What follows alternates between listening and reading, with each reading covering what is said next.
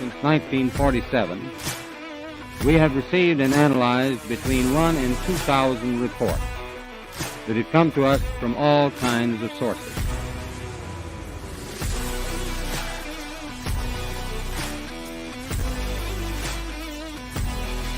Fleet of them. Look on the ASA. My God. That's not our LNS stuff, is it? It's not. I do know LNS. Well, if there's anything. We have spacecraft from another species. We do, yeah. How many? Quite a number. Unidentified Anomalous Podcast.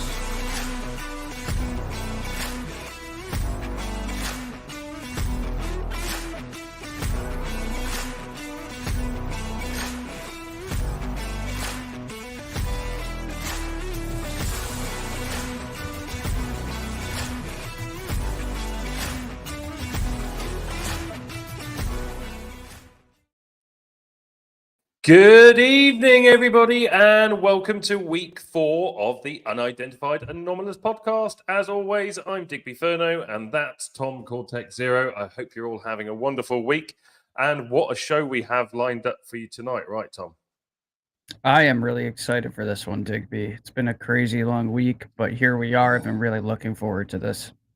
Yeah, well, we've been talking about the fact that we've got Ronnie coming on for quite a while, actually, and it finally came off this week, which is absolutely fantastic. And when I first reached out to Ronnie as well, we have to remember that we had no idea that he was going to be part of this hearing in Mexico. So it's turned out, I mean, we have a little saying in this country called a Brucey bonus, and this sure as hell is a bit of a Brucey bonus. So I can't wait to show you part of the interview that I did last night. I was flying solo last night because Tom was unfortunately at his day job, so I went solo. But it was a great interview, so we're going to show you about a 20-minute segment of that interview in the show this evening. Tom's dog, everybody, again. Your dog, every week, I swear, he just wants part of the action, doesn't he? When am I going to be on the show? He's showing in the background. But so we're going to show about 20 minutes of that later on today, later on in the show, sorry, and then the full interview, which is about an hour long, will be played. Will be uploaded onto Spotify afterwards. So we'll come to that later on. So Tom, how's your week been? I can't hear you. I gotta wait until he stops, man, because so like I'll tell here full disclosure. You know, we're just gonna roll with this, right? Just go with it. It's fine. It's live. My dog, his name's Jet, and he has like really bad separation anxiety. Like he hates when any of us leave the house or anything like that. So like when anybody gets home, my dad's home from work here. He gets really, really, really excited to see everybody. So he's downstairs, and what he does is he starts barking, but then he'll jump up on the couch, and then he'll like jump back down, but he spins. I don't know if anybody has ever seen a dog spin before, but like he literally spins like a helicopter. Like I'm not kidding. He'll do like 7 spins. Like he's a good. That used to do that. Well, he's a good boy. Russell that used to do that. He's a good boy, but he's not going to stop until he walks into the house. Like he's just going to keep going. Yeah, that's fine. We'll deal with it. We start our podcast at the exact time that this man walks in the door. That's why this keeps happening every week. So it's so inconsiderate. I know that he just turned 6. Jet just turned 6. What, your dad? Last week. Yeah. What does that make me? My God. Yeah, exactly. Like a negative 33. My birthday is coming up, though. Is it? When's that? Yeah, on the 22nd. Ooh. I'm going to be 34. And I will be in Portugal. Yeah, see, like, that's cooler than what I have going on. I'm just getting older, and then, like, you're going places. There's just no comparison here, so, like, I don't even know what we're talking about. You go places.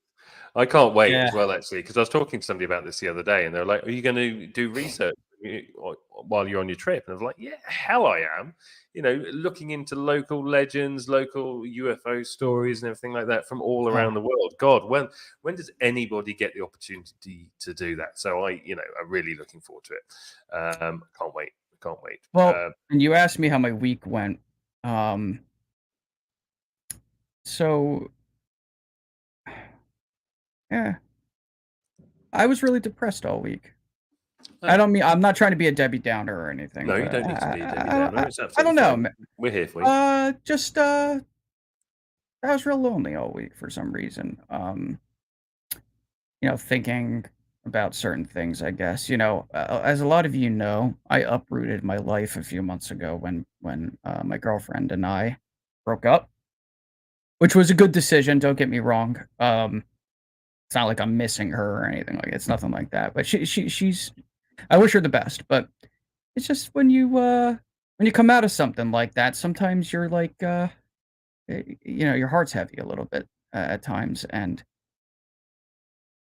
yeah, I don't know. I had a couple nights where I was trying to just like get through work and trying to come home and then go back to work. Obviously, making content and stuff, Mm-hmm. and I just couldn't do it. I just couldn't do it. I just laid in bed and just like put on a movie, and I was like, I don't know if this is something I need right now, but I feel a little better now too. And some of the crazier things that were happening at like my job, I've toned down a lot, which was like really weighing heavily on me because there's just I'm there a lot, so it's stressful, and so I'm a lot better right now than I was. But yeah, there were a couple of days this week where I was like alone in my office crying at night for a little bit, just kind of letting some full disclosure. But people, I'm not looking for sympathy or anything like that. I'm actually, what I'm doing by saying this is I feel like people don't talk about these things enough, and I think it would help some people if they did. Yeah, you're absolutely right, man. Nobody talks about it, and mental health and such like is incredibly important, and it needs to be spoken about, and it needs to be addressed. I myself earlier, I mean, there's a lot of stress going on around my house at the moment. Kids feel like they're being uprooted, and we're selling loads of stuff. People are coming every day to pick up things that we're selling.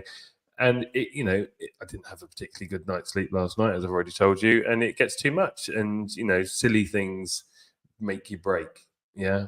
And I think everybody's been there and everybody's felt something like that in the past for sure. But it's Wednesday and it's our favorite time of the week, and it's the time where you and I get to come together. It's the only time of the week that I get to see your beautiful face. My lovely mug. Yeah. I think I've got something coming up on the screen there. And hello, everybody in the chat too. There's obviously hello. Paul's here, of course. Paul's here. Have you noticed he's got a phrase now for every week? It's number 4 is out the door. Come alive. Number 5. At some point, we need to have Paul on the show. Obviously, hire like the official mascot of the show. Exactly. We're on a bit of a schedule tonight because we've got, we've got the Rony Vernet interview that we're going to play in a bit. We've got our first guest, Ashton Forbes, who's coming on. Some of you may have seen him posting on Twitter recently. His account has come alive over the last 6 weeks talking about the MH370 flight. So he's coming on the show live this evening. So if you've got comments or anything that you'd like to say to him, please put it in the chat. But first of all, let's run through the brief news of this week. There isn't too much, so we're going to keep it nice and short so we can get to the real juicy stuff. So let's start with tonight's news. Beyond the mundane. So, what's new? Well, God, there's a lot that I could say about this one. So, an article came out. Well, you've got 21 minutes, so perfect. That's all we really need. The Daily Star put out an article. Bible reading Pentagon commanders halted UFO research over fears aliens were demons. I'm sure there's specific pieces of information in this article, so I'll read a little bit, just a tiny bit at the beginning here, just so we know who's being referenced out of fairness. It says Pentagon commanders have clamped down on research into extraterrestrials because of their religious beliefs, it is claimed. Leading UFO researcher Ron James says senior figures in the U.S. government fear aliens are in fact demons. Ron, who is director of media relations for UFO research group MUFON, claims there is a very large contingent of people within the Pentagon who oppose the work of the Advanced Aerospace Threat Identification Program, ATIP, as we all know, because they think the UAPs regularly reported by U.S. military sources are piloted by creatures from hell. He says he was told by Luis Elizondo, who has gone on record as being the boss of ATIP, it was not just a little voice in the Pentagon, but a huge group of people thought thought the phenomenon that was Easy for you to say. Phenomenon, yeah, really was thought that the phenomenon that was being witnessed was demons. This fundamentalist Christian lobby within the U.S. defense establishment actually affected Elizondo's ability to get funding, Ron says. Belief in both UFOs and the literal truth of the Bible is not entirely incompatible, he adds. So he's got some opinions about that. Now, listen, I'll open up with this. Please understand that anything that we say on the show is not meant to offend anybody's religious beliefs, because in a general sense, none of us have all of the answers. Some people are Buddhist, some people are Muslim, Christian. So the way I look at this situation is that, like, I know a lot of people may hear this and laugh and be like, "Oh my God, these crazy morons in the Pentagon. Oh my God, these Bible thumpers." Blah blah blah. It's like, but then from a different perspective, we're going to play devil's advocate here, from an unbiased perspective, it's valid, and I'll tell you why it's valid. Because if you have it ingrained in you literally your entire life, a particular belief system, and then you grow up and you're in a position of power like this and you're seeing things that you may not necessarily have the ability to comprehend or to explain, and then think about this too, abductions, right? If you're a fundamentalist evangelical Christian type, you get into this position of power in the Pentagon, and then you see these objects, and then you're seeing maybe documents, files, reports that maybe not everybody in the public is privy to, that has to do with people being abducted. This is gonna scratch that Christian itch. This is gonna press some buttons where you're going to think that this is very malevolent in nature, and that's why that you hear about the Collins elite. Nick Redfern talks about this group a lot in his books.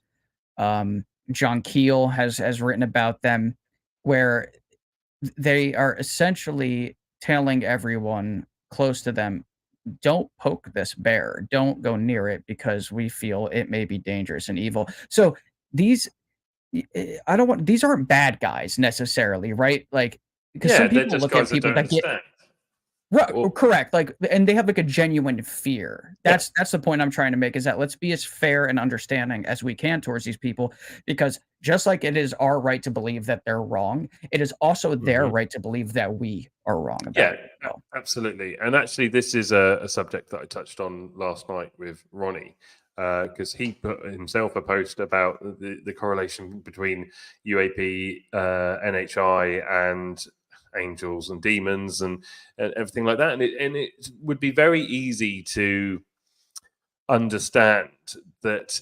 Go back 2,000 years at the time of the birth of Christ, and you see something that we see in the sky now, and we report on, an orb in the sky, or these strange sightings. We can reference that by what we see today. We reference that and see technology, advanced technology, non-human intelligence. That's what we assume by that.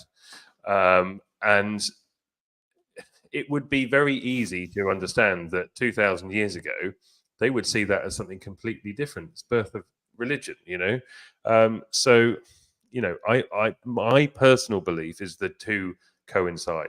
So when people in the Pentagon are saying, don't look into this because we're afraid that they're the devil or they're from hell, as it was reported, I can get that. There are a lot of people out there that would think that. I myself have been in a space, and there was a guy that came in who was a devout Catholic and basically said that we were trying to contact demons, and and you'd laugh about it and everything like that. But there are people out there that feel that way, and that's absolutely fine. And let's face it, you and I, we are assuming that we know an answer. Yeah, we don't actually know an answer. So Yeah, look at the image up there. You know, we look at that, we see technology, and advanced technology from somewhere. Yeah, but you go back 2,000 years, all of a sudden you got the birth of religion.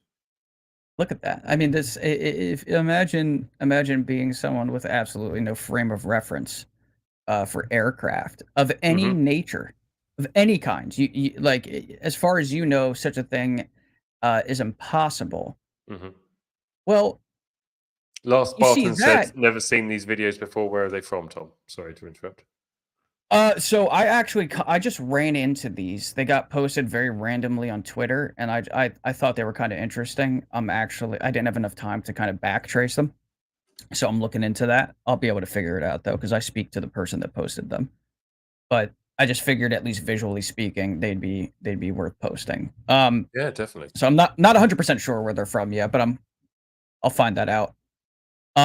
You see something like that, and you have a certain perspective and frame of reference that you're going to use to try to ascertain what you're looking at. Now that humanity has evolved and we've reached a specific precipice, we have a much more expanded lexicon now that we can use to try to describe things.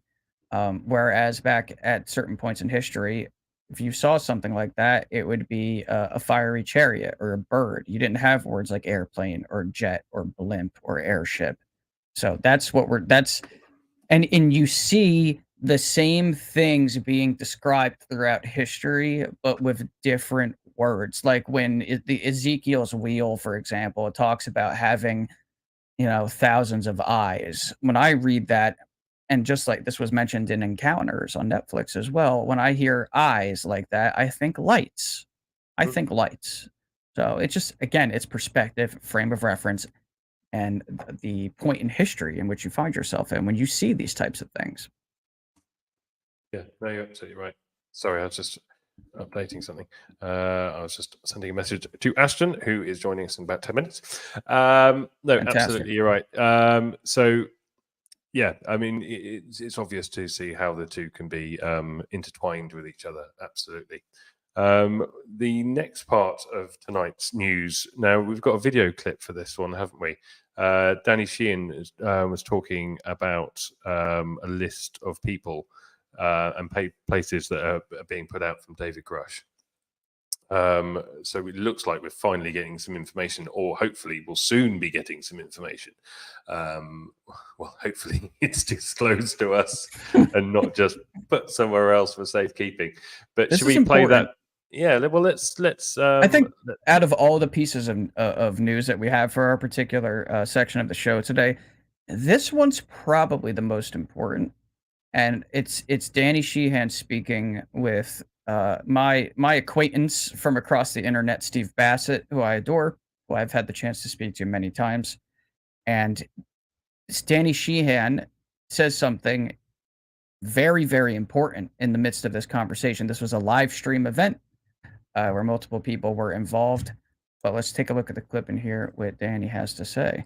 Forward on July 26th, and he testified.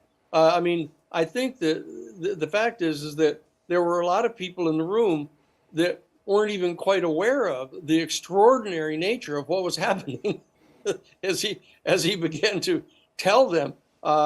Yes, our government has been in possession of an intact extraterrestrial non-human spacecraft, and there's evidence of bodies, biological evidence, he referred to it. And I think, a portion of the people that were on the committee didn't even quite grasp the import of what he was saying. Those of us who knew about him and knew what he was getting ready to say, we knew what was happening. And so what we've done is I went immediately and met with two of the members of the House Oversight Committee, both Alexandria Ocasio-Cortez and Jamie Raskin, and said, here, what you really need to do is talk to Dave Grush in private, because he can give you the names of the people who know exactly where the craft and the various crafts are, where the biological evidence is of extraterrestrial life, and they'll be perfectly willing to talk with you because you have the adequate security clearances. And while he couldn't reveal those names and those locations of the craft right out in a public statement without violating his national security oath, he is able to give them the information. And that process is underway right now. That process is underway right now. So I trust Danny Sheehan. I mean, he's probably the best congressional lawyer in this country, in my opinion. What's up, Shane? I see Shane in the chat. Hello, everybody that's joined us since the show has started. So Danny says that process is underway. Grush is in contact with someone or a group of individuals that do have the proper security clearances, where he is able to divulge pieces of information to them based on that fact. And Danny is saying that is happening. It is currently going on, which is not massive.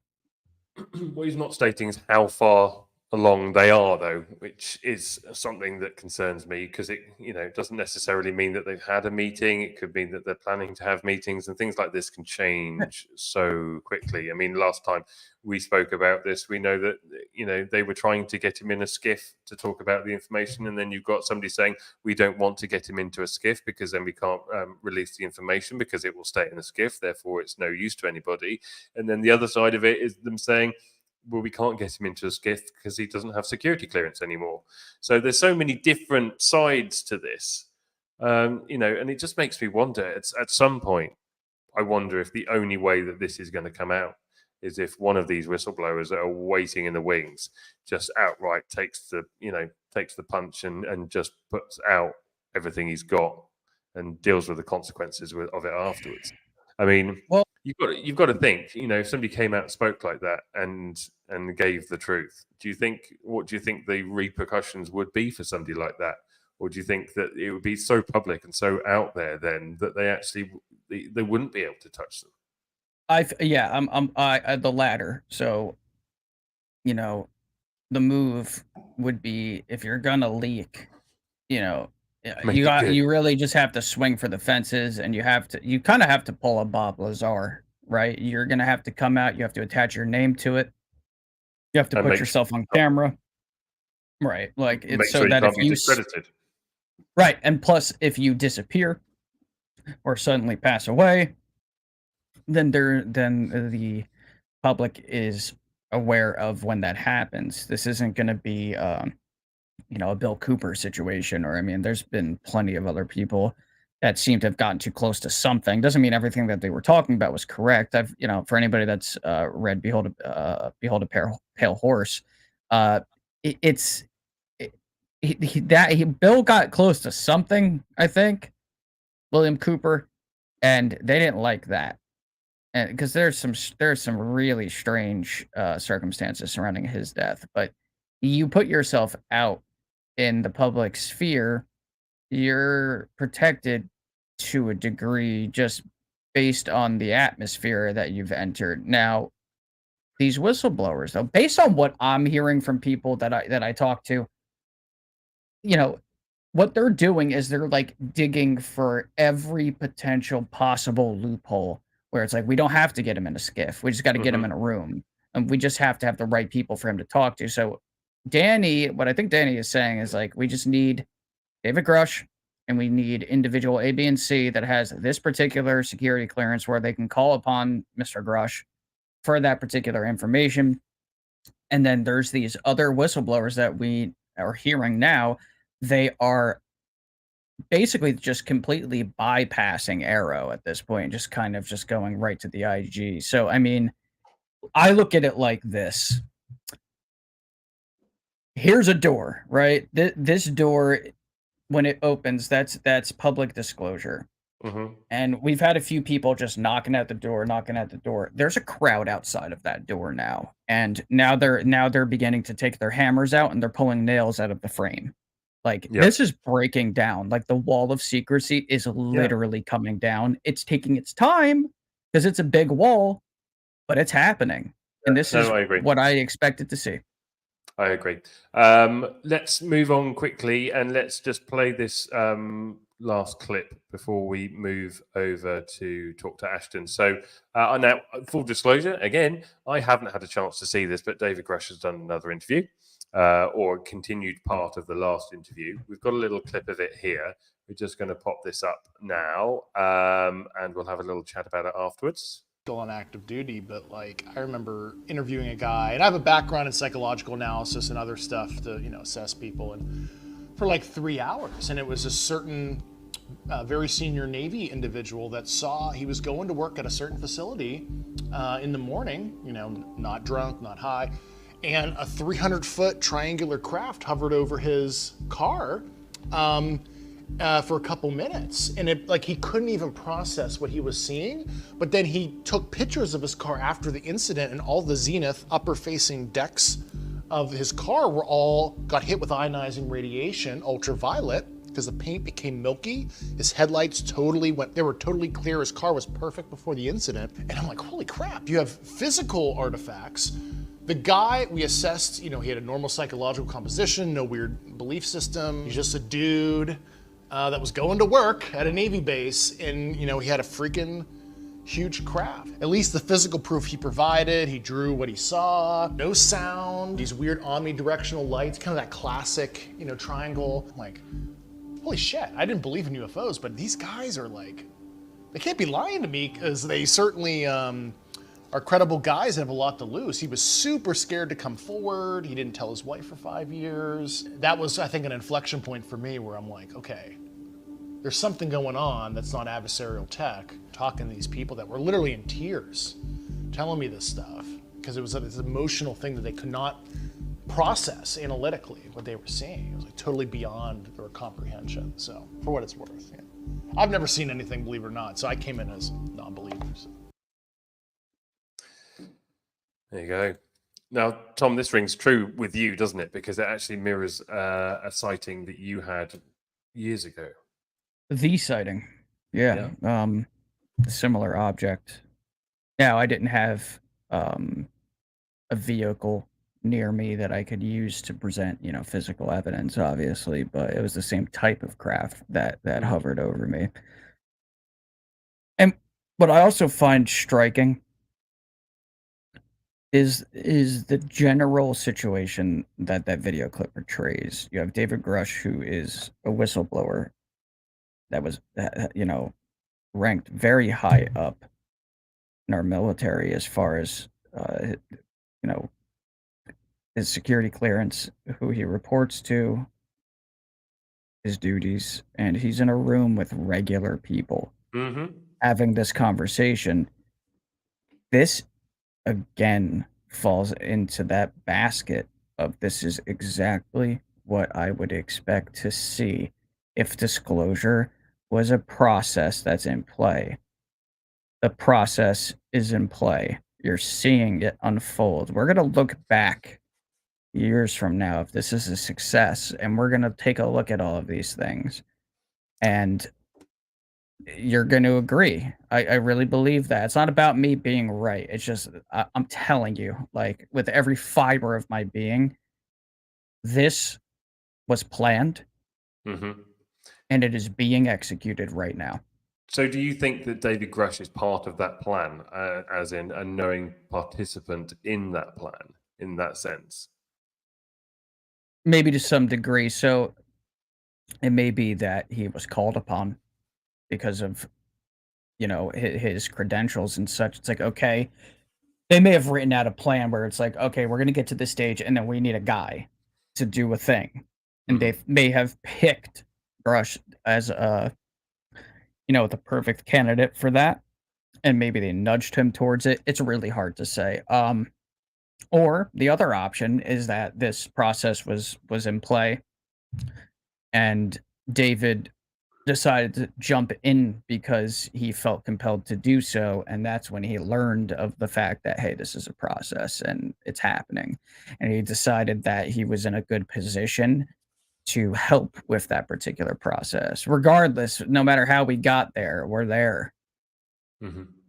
Each subsequent interview, YouTube video, and the fact is becoming more apparent. Yeah. I mean, really, doesn't it to the people in the chat, when you see this type of thing, and then you see the laws that are being written out, and we're talking about committees that we're going to, have, 9 citizens or 10 citizens on, from different, from from different not belief system. What's the word I'm looking for? From like different disciplines, I should say. Mm-hmm.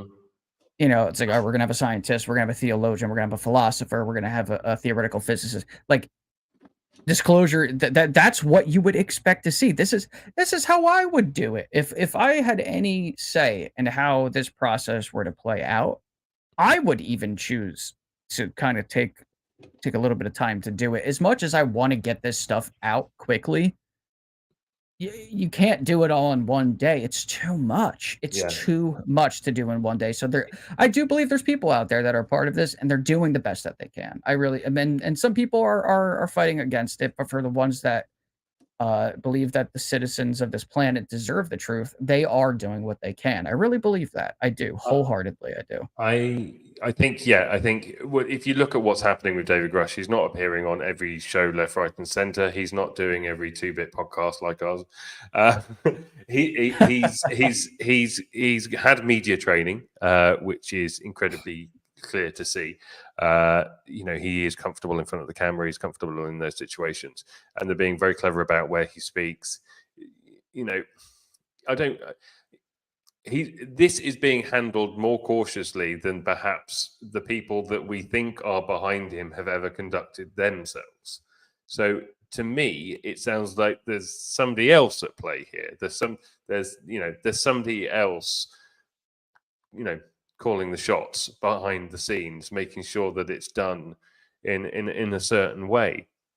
And you could almost write it, the way that the article was written about his PTSD and everything like that. And actually, it's just like backfired and actually endeared him to people even more.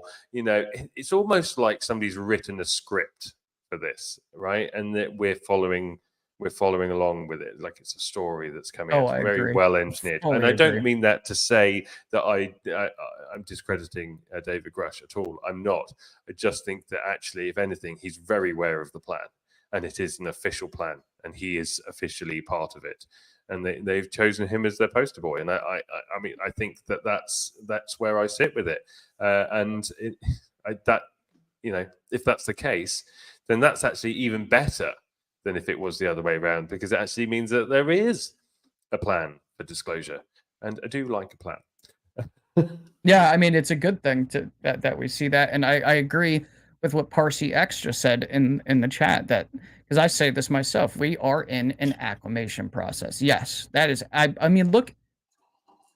We're being bombarded left and right. So not only do we have the news that where information is coming out pertaining to this particular subject matter, but then you have the material that came out on Netflix, and it's like it's coming from all these different directions. Yep.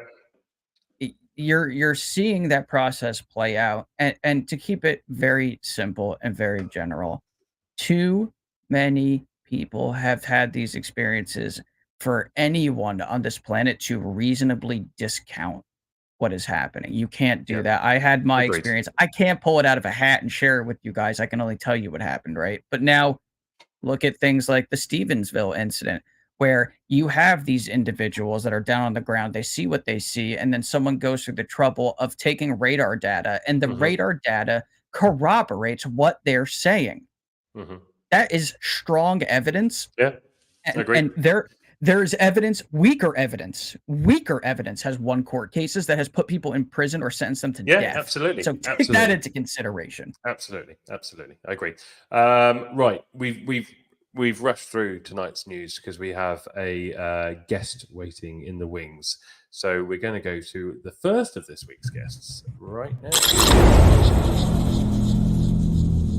This week's guest. Right, joining us now is Ashton Forbes. Now, Ashton, you were actually tagged. I was tagged in one of your posts last week by one of our regular viewers, and it was the first time I had actually seen anything that you posted. And I reached out to you straight away, and you very kindly responded. So thank you for coming on the show. But do you want to tell, for those people watching that don't know who you are, do you want to give us a little rundown and introduce yourself? Yeah, sure. Thanks for having me on, Digby and Tom. Appreciate it. Glad to be here. You're welcome. My Thank name's you. Ashton. My name's Ashton Forbes, and for the last almost 8 weeks now, I've been investigating the MH370 videos that reemerged after 9 years of us ignoring them. Similar to a lot of the comments I just heard you guys make about, the slow acclimation process and becoming comfortable with what is being disclosed slowly to us. I think that ties in very well to these videos because we have to rise our level of collective conscious to a point where we can accept these videos to potentially be real. And I think that we are finally at that point now where we might be close to that. So, what was the first point where you thought, "Hang on, there's something more to this, and these aren't fake, and there really is something to this"? Because there's going to be a lot of people who are watching this now that are either sitting on the fence about this or wholeheartedly agree with it, and there are going to be people out there that are watching this going, "I'm sorry, I don't believe it for a second." So, what made you come to the conclusion that you've reached? Well, interestingly enough, I remember seeing the thermal video back in 2014 when I was kind of just looking into MH370 when it disappeared initially, reading all the news about it. And I dismissed it right offhand, thought it just had to be like a fake video, of course, and it was colorized, right? It looked really odd. And we had no basis for what, infrared military cameras would look like. So when I saw these videos again about 8 weeks ago on the UFOs subreddit, the first thing that caught me was there was two videos, and I didn't realize that there was actually two separate videos from different angles of the exact same event. And that's when I first kind of caught on and thought, okay, wait, there must be more going on here because that's really difficult to have two videos. And I couldn't even think of any UFO situation where there was two videos that were of this high quality like this, except for those Navy videos that were released in 2017, which is when I first kind of myself became aware of the UFO phenomenon and decided that there must be more to this than, it just being this fringe topic. So that was the biggest thing. But the part where I started to write about them after I started kind of collecting the information and the evidence that the community was putting forth was when we realized that what we were looking at here was a Citrix session logged into the actual Intel spy satellite database. And you can tell just from looking at the videos that you're not looking at someone's camera phone or anything like that where they're recording it.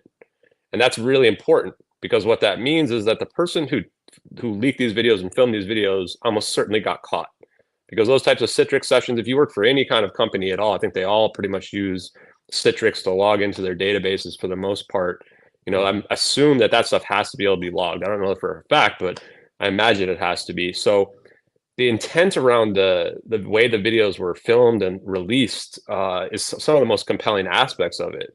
Because like you guys just mentioned, in order for us to really achieve true disclosure, somebody's got to take the hit and go out there and put themselves on the line.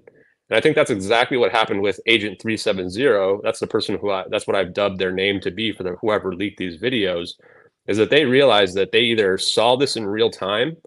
I think they might have been the operator of one of these devices and realized that they had to disclose this to humanity for the good of humanity. And by doing so, they very most likely have put themselves in prison potentially for the rest of their lives, or potentially even worse than that. There was an article on the 21st in the New York Times about a contractor who leaked or stole spy satellite technology or software, or not technology, software, but images, and that they were facing the death penalty for this. So the penalties for this is extremely high. And that's part of the reason why we've never seen satellite video like this, because it's so highly protected. It's some of the most guarded secrets in the entire country. That's absolutely true. So, Ashton, I want to ask you straight off the bat. I was actually on vacation right around the time these posts started popping up again, because I creep around on the UFO subreddit. So I was watching what you were doing for weeks. And the one thing that I guess, if you can dispel this for me, then this is going to get really interesting for me personally. If you look at the back of MH370, like just a regular photograph of the aircraft itself, and you look at the back region, there's these, I don't know what they are, but there's these like humps that kind of come up on the back tail fin, but in the footage, don't see that. Is there a reason why there's a little bit of a disparity between the two? Yeah, I think that's been talked about as one of the potential aspects that people had issue with. Was like, where are the antenna and the other like Yes. fins may be hard to see. So that's been described a couple different, or explained a couple different ways. One is that I believe that they are something to do with the temperature of them makes it so that they're going to be hard to see in that thermal camera. So, because what you're talking about is when the thermal is looking at them. I can't remember the exact explanation if it's that they're hot, if they're being warmed up, or if they're being cooled. But I think from my perspective, the reason why you don't see those is just from how far away the camera is in terms of viewing them, mixed with the fact that on this thermal, we actually believe this is a layer that the person who leaked them added over the top. And we've looked and found that this is software that's basically built into these video recording where they can add this colorization to it to allow certain things to stick out. But what that does on the downside is it reduces the kind of quality of some aspects that we see in the video. So you can tell from the one that we just, I think just showed a second ago, which was the stripped version of this, that a Reddit user stripped the thermal from it manually. You can actually see more detail in the clouds when they do that. So I'm not very concerned about the fact that you can't see like certain antenna or fins off that on part of it. I think that that's totally explainable just by the fact of the resolution in which they're capturing it, the distance from the plane in which they're capturing it, as well as if it's true that those like the antenna or whatever are at a temperature that's equivalent to the background where you can't tell the difference. Wow. So what would you say? I mean, we've got a list of videos here that we can put up. So you emailed them over to us. If you want us to play any of them, just say at any point, we'll find them, we'll put them up. But what would you say is your defining piece of evidence? What evidence have you got, or would you want to put out there that's going to support your claim and lay to rest to the naysayers out there who don't believe? I mean, it really is the whole body of evidence. But if you look at, for example, the satellite picture that Trump leaked, which I think is one of the pictures that I sent you guys, we kind of mimicked what Marco Lambrook did to prove which satellite that picture came from. And that satellite is also a low Earth orbit satellite, meaning we're looking at an angle. We're not looking straight down. Geostationary satellites are 40,000 kilometers in the sky. Therefore, when they look down, they're looking almost straight down. And that's kind of what you would imagine if you think of like the movies. Yeah. But the image that Trump leaked was actually at a pretty acute angle. And these are low Earth orbit satellites that move much quicker, that are only around 1,100 kilometers as opposed to 40,000 kilometers. So significant, like an order of magnitude closer to the planet. Now, we essentially did the same thing. And my satellite expert, part of MH370X, Martin, went and used the amateur astronomer trajectories that are out there on the internet to basically check every single satellite that's out there. And we were able to narrow down the exact satellite that's taking this video. The thing that Agent 370 did for us is the first video they released was a satellite video. If you want to pull up the 3D video that I sent you guys, the one that says red and blue on it, that one's actually good too. So this is the recreation he did of this satellite. So USA 229 is a NOS satellite pair where the second satellite is officially classified as debris. There's not a lot of satellites that are set up this way where you have two satellites right next to each other like this. And the first video that Regicide Anon leaked, which is the very first oldest version that we can find, that says received March 12th, 2014, and has an upload date of May 19th, 2014, shows two side-by-side videos. And initially it looks like they've been duplicated, but when you go ahead and what Martin did here was apply them over the top of one another, you can notice that it creates an actual 3D video that you can put the red and blue glasses on and view this in 3 dimensions. What this means is that these are two different satellites looking down at this from slightly different angles. And I didn't give you guys this one, but there, if you go look at my Twitter, there's something B, one of the users on Reddit, actually did a very high quality analysis where they show that you can see the parallax effect from the two different cameras shooting down if you zoom in and look at various portions of the cloud. So this proves that what we're seeing is not only a 3D stereoscopic video, but that it's actually two satellites side by side. I was able to look up the NOS satellites, which are some of the only satellites that have either 2, or in cases of prior to 2000, they used to have 3 satellites. And there was only a couple possibilities that it could be. The other one option was USA 238, I believe. And That was also sent up between 2010 and 2011. The satellite USA 224 that Trump kind of leaked that picture on was also set up in 2011, which shows very similar optical capabilities to our videos that we see. So by narrowing it down to satellites that have dual pairs, as well as satellites that have to be within a certain range on which they were sent up into outer space, we were able to narrow it down to USA 229. And then if you go back and show that flyover that Martin recreated, you can see that from the angle that we see here, this seems to be about equivalent to what we would expect where this satellite would be to be taking it from, probably a southeastern angle, but it's kind of hard to tell exactly, but either from somewhere between the south and to the east of what you see that globe in the ocean. Now notice that globe that you see there in the ocean is actually the satellite coordinates that you can see in the bottom of the screen in the satellite video. Right. The satellite video gets moved around 8 different times while we're watching it, and you can watch the coordinates shift. What we were able to do is prove that what that means is that this plane is moving south into the east, because those satellite coordinate shifts moved south into the east. So even if somehow this video had been manipulated in terms of being mirrored or inverted, we can tell, regardless of what we see visually, that the direction this plane is moving is south into the east. And because we see the plane turning to the left in both videos, that tells us that the coordinates have to be this coordinate you see here in the Nicobar Islands.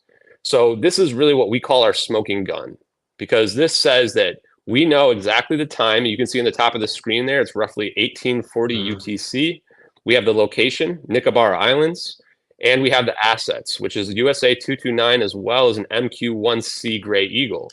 Interestingly enough, if you look up the SIGINT payload, which is signals intelligence, you will find that the very first hit in Google is MQ-1C Gray Eagle, interestingly enough. So from the flight path perspective that you're looking at here, this is a recreation of what happened with this plane. And this is actually very similar to the official route that's out there. The only difference is when you get to the part in the kind of left-hand part of the screen there where you see the little boat, the official narrative says this plane turns into the South Indian Ocean. Our narrative says you see our video at that location, and then everything after that is either faked, spoofed, or some misinterpretation of the data that's out there. Ashton, so that's, yeah, jump on in. Because, oh my, all right, so what you're saying, just because I want everybody, because I perfectly understand what you're saying about this right now, but I want to lay this out really clearly for everyone. What you're saying here is that you were able to prove through the data that not only is this a stereoscopic image, but there's only so many satellite pairs that exist that can even do that, and the ones that would have to be in the exact spot to do it at that time, they are proven to have been there at that time. Bingo. And we looked at all the others, and that's it. Like, that's pretty much the only one it could be, unless somehow we've got the direction of travel wrong. But as I pointed out, the direction of travel has to be what we mentioned based on the satellite coordinate shifts. So to me, this is absolute proof. And it's undeniable. The best part of it is verifiable. Now, the only thing that we don't know is that the capabilities of these satellites are classified. We know they can shoot in infrared because that's what SBIRS stands for, Space-Based Infrared System. Right. And so we know that that's what they are, but at the same time, we don't know that nobody, I think, has even known that satellites could take video like this, let alone 3D stereoscopic video like this. Nope. So we really are, revealing probably classified information that no one knew was possible. And this was from 2014. So imagine what they can do now. If you go look at those NOS satellites on Wikipedia, there's like at least a dozen more that they've launched up since then. So it makes me wonder whether or not we've got full video recording of most of the planet almost anytime you want. I've always assumed that.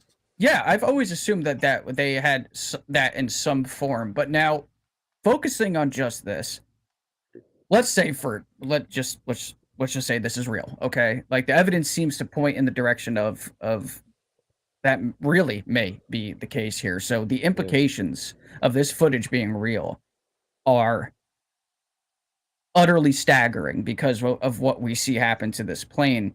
But explain to everyone listening right now what it would take for someone to have faked what we are seeing here. With all of this data, with everything that we're actually looking at, what would actually go into hoaxing something like this?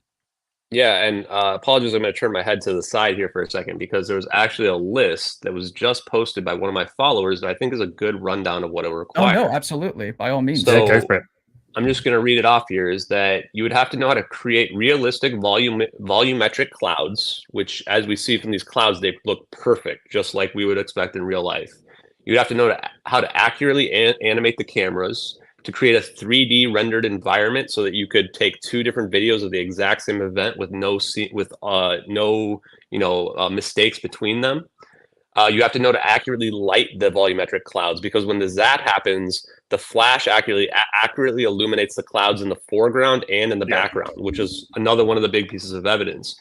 You'd have to know what MH370 looks like. You'd have to know the radius turn of Boeing 777, because the turn that we see is exactly equivalent to what that plane's capabilities are. You'd have to know where the plane was at the exact time when you took this video too, because we have it directly in the flight path where it is expected to be. You'd have to know what the weather looks like, because we found that the weather matches as well. These cumulus clouds that are very low, we found that those match from the weather satellites. You'd have to know where the sun and the moon are. The moon had been set and the sun was down. What we think we're seeing here is nighttime footage of false color infrared with our satellite. Now, in addition to that, you'd have to know how the contrails form and know that in this situation, these are not contrails. This is potentially exhaust or smoke, which we haven't exactly determined. You'd have to know what the thermal looks like and satellite looks like from classified capabilities that nobody even knew existed in 2014. You'd have to know the type of the mouse that they're using, because in this situation, you can tell from the satellite coordinates, it's a 2D satellite coordinate, meaning it's not looking at the plane in a 3 dimensions. It's actually looking at the point in the ground somewhere else near the plane, or even potentially far away from the plane. You would have to know what the satellite's capabilities and payloads are. You would have to be able to animate the orbs correctly. So animating the orbs as they go around the plane in 3 dimensions is extremely difficult. I've had VFX experts tell me that that's the most difficult part to fake, because you have to render it and set it up so that when the orbs go through the trail of the plane, they get distorted accurately as well. You'd have to know what the MQ-1C drone looks like, which was classified in 2014, most likely, and unknown to anybody except for people that probably use that drone. You would have to create a particle system for the orbs, because we see the trail, as you were showing in the previous video, that's in front of the orbs. So you would also have to have enough creativity to come up with something that no one knew was even theoretically possible, which looks to be some sort of electromagnetic gravity engine, as well as you'd have to have the creativity to come up with this black hole that we see, which is dark and cold, as opposed to every single explosion in humanity, which is an exothermic white hot event. We don't have black holes in humanity. So you have to be a expert creative person, as well as having capabilities for VFX that are beyond what even the lead designer for Top Gun Maverick said, which I have a testimony on them saying that whoever created this was even more advanced than what they had. And that was in 2022 that movie came out. You would also have to know about the frame rate difference in the Citrix session, where the mouse is at a different frame rate than the satellite video, which is at 6 frames per second in the background. The mouse of the Citrix session over the top is at 24 frames per second. So you would, for some reason, have to have built that in as well. In addition to that, you would also have to have the coordinates. So you would have to build a whole program that shifts the coordinates in real time while the joystick gets moved as they move the screen around. So in addition to knowing that location as well. And they have no basis to copy this from. There's no footage out there whatsoever that you could take and replicate this from, or have any idea what it would have looked like. People have looked for similar footage, and people can't find anything even remotely similar from the satellite perspective. You'd have to know what the false color IR looks like. And then lastly, you would have to not use a 2D effect in a 3D video. So one of the biggest debunks out there claims is it comes from a video game from the 90s. It's a low resolution video game that's a 2-dimensional effect. Well, we're looking at 3-dimensional capability here and 3-dimensional environment. So those are the strongest reasons and things that would have been required in order to even begin to fake this, which to me is just impossible. Oh my God. I was on the fence, and now I'm falling off on your side of the fence here, Ashton. Okay. All right. Taking a breath here. Woo! Okay. So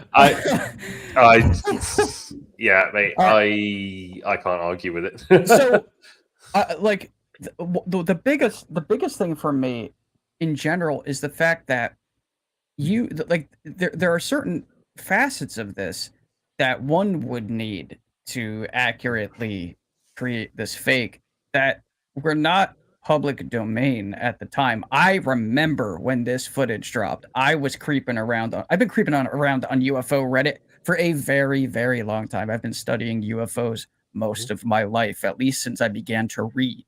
So I remember when these pieces of footage dropped and no one knew how to kind of examine them. So I was like, yeah, okay.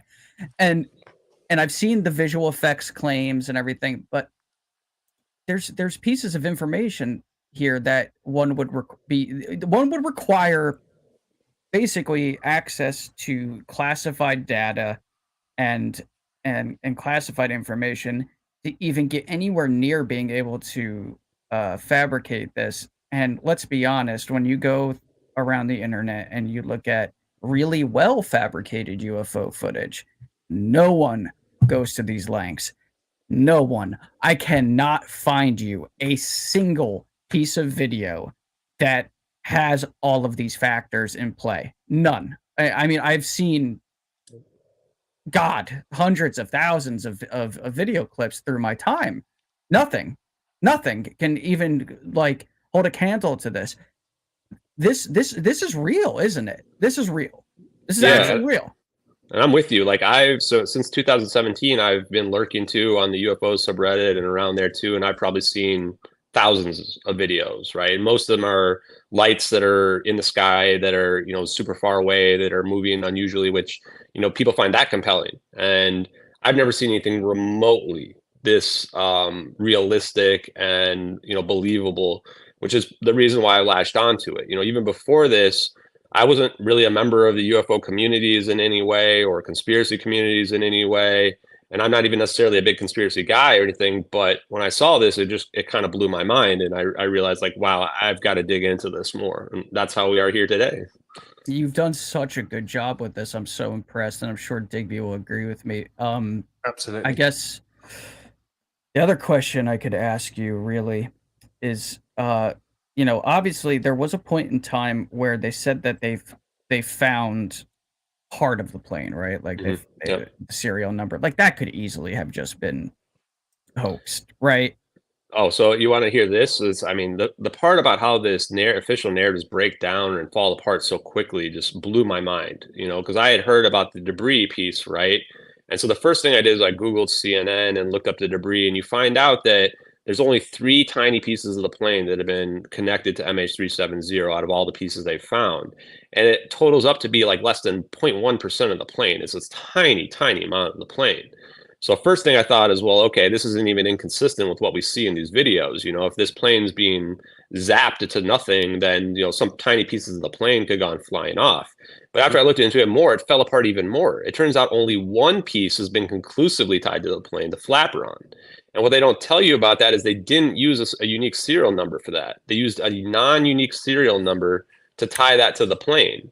There was a unique serial plate that was missing from the flaperon, which is pretty unusual considering this thing was probably like screwed into the flaperon, and this thing would have been sitting around in the water. It's not even a really good explanation for how it could have fallen off.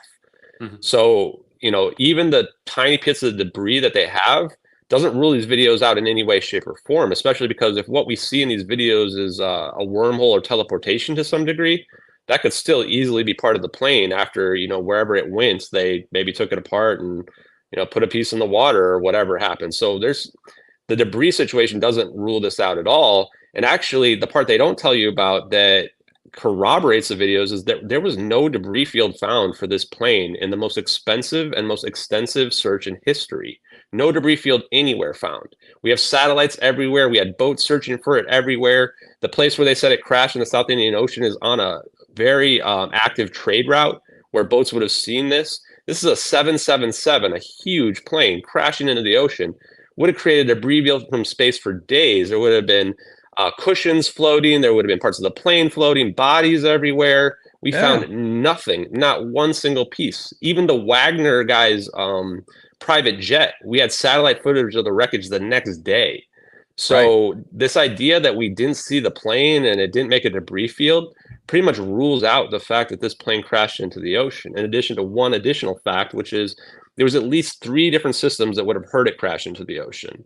The SOSUS system, the same one that heard the Titan sub pop, where they didn't mention anything about the fact that they heard it pop and let all the TV stations have these oxygen counters running down for like 5 days. And then after 5 days runs out, they go, oh yeah, we heard that, just kidding. And they go pick up knew exactly where it was, and they go pick up all the debris within like 2 days. And that system would have heard this plane crash. The JORN system, which is Indonesia's system, would have also heard it crash if it was near them in the South Indian Ocean. And then the Diego Garcia military base has super advanced radar capabilities that could have tracked the plane entirely on its entire route, as well as they have their own hydrophone that would have heard it crash into the ocean. So all of that just pretty much rules out the fact that this plane crashed into the ocean. It should have been a debris field. We should have found something. Oh my God. Yeah. And I think dispelling the narratives is a big part of this, because of course the orbs and the vortex, the intermediate black hole, I'm going to call it, are the hardest parts to believe about the videos, no doubt. I think that if you take that out, then nobody has any problem believing that we're looking at MH370. I think it's not even a question at that point. Yeah, you're absolutely right. You take the orbs out of the equation and everybody would believe it. But just because that's in there, nobody wants to touch it. But it's also a perfect example that if this turns out to be true, which like Tom, after hearing you speak, and like a lot of people, I think now are looking at this twice and, changing their minds. If it is true, it shows something quite scary in the fact that how easy it is to debunk an actual real video with actual evidence and make a whole community believe that it's fake. Really easy. Scary. And they did it with the 2017 videos too. Those were quote unquote conclusively debunked for like 9 years. And then all of a sudden they're authentic. So, the scary part about these videos is they come along with a very real, as I'm going to quote Grush here, sophisticated disinformation campaign. And you might look at it and be sophisticated, or you might look at it and say it's really not that sophisticated at all. You just go out there and throw plausible deniability out there and people just run with it. And social contagion takes over, right? Mick Wests and the Green Streets of the world who just take everything and just and turn it. And I know I watched part of the show that you did, the other podcast you did this morning, very briefly. I was a bit short on time, but I watched the first sort of 20 minutes and I hear you speak about Mick West.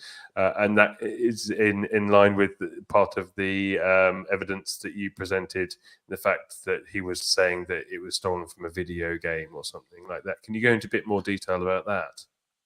Yeah, so Mick West, I think is the only person who's claimed to have found this video game. He claimed that on his own board, the Metabunk boards, and the account that posted this on the UFOs subreddit was a 1-day-old sock puppet account that should not have been allowed to post the content.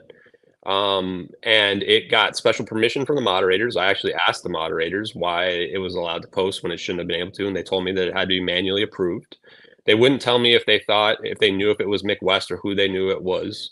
But I think that the evidence shows that it has to be him or someone in his direct sphere of influence, which, the reason why someone would do that is because if it comes from him, then everybody's going to immediately call BS on it, right? But if it comes from a third party, then it gives it an aura of more credibility, which goes to show you how sophisticated this information campaign is, right? The fake debunk, and then they push it out there on a fake account. And then they get everybody to believe that it's legitimate through that means. So with respect to this particular VFX debunk, though, not only does it not match on a single frame, not a single frame matches. It's not the right color. It's been falsified. The initial graphic is a white explosion. And what we see in our event is a dark black hole or intermediate black hole. People argue that, someone could have easily just modified it to match. Well, if they could have, they would have. They already tried to modify it to get it to be as close as possible, and they still couldn't get it to match. The easiest way to counter this debunk, which I've done to several people who try, is just ask them how many pixels match. Because the reality is the number of pixels that match is probably less than 50%. and the amount of time it would take to painstakingly change all of those pixels to turn it into a perfect match would be astronomical, especially because you have to do it for every single frame. And even the people that think that it matches agrees that I think the people that think it's a match still admit that it's only 3 frames that are close that aren't a match. And then they'll argue, well, it's too coincidental. But that's total BS too, because there's a number of different analogies I can give. I think my favorite, funniest one is that, you know, my butthole looks like your butthole, but that doesn't mean my butthole is your butthole, right? Just because two things are a similar shape, does not mean they're the same, right? And we're not about to start comparing. That's the clip that we're gonna put in shorts on YouTube right there. That's gonna be the absolutely. one. Mark, But he makes a good point though. Like that's a valid point.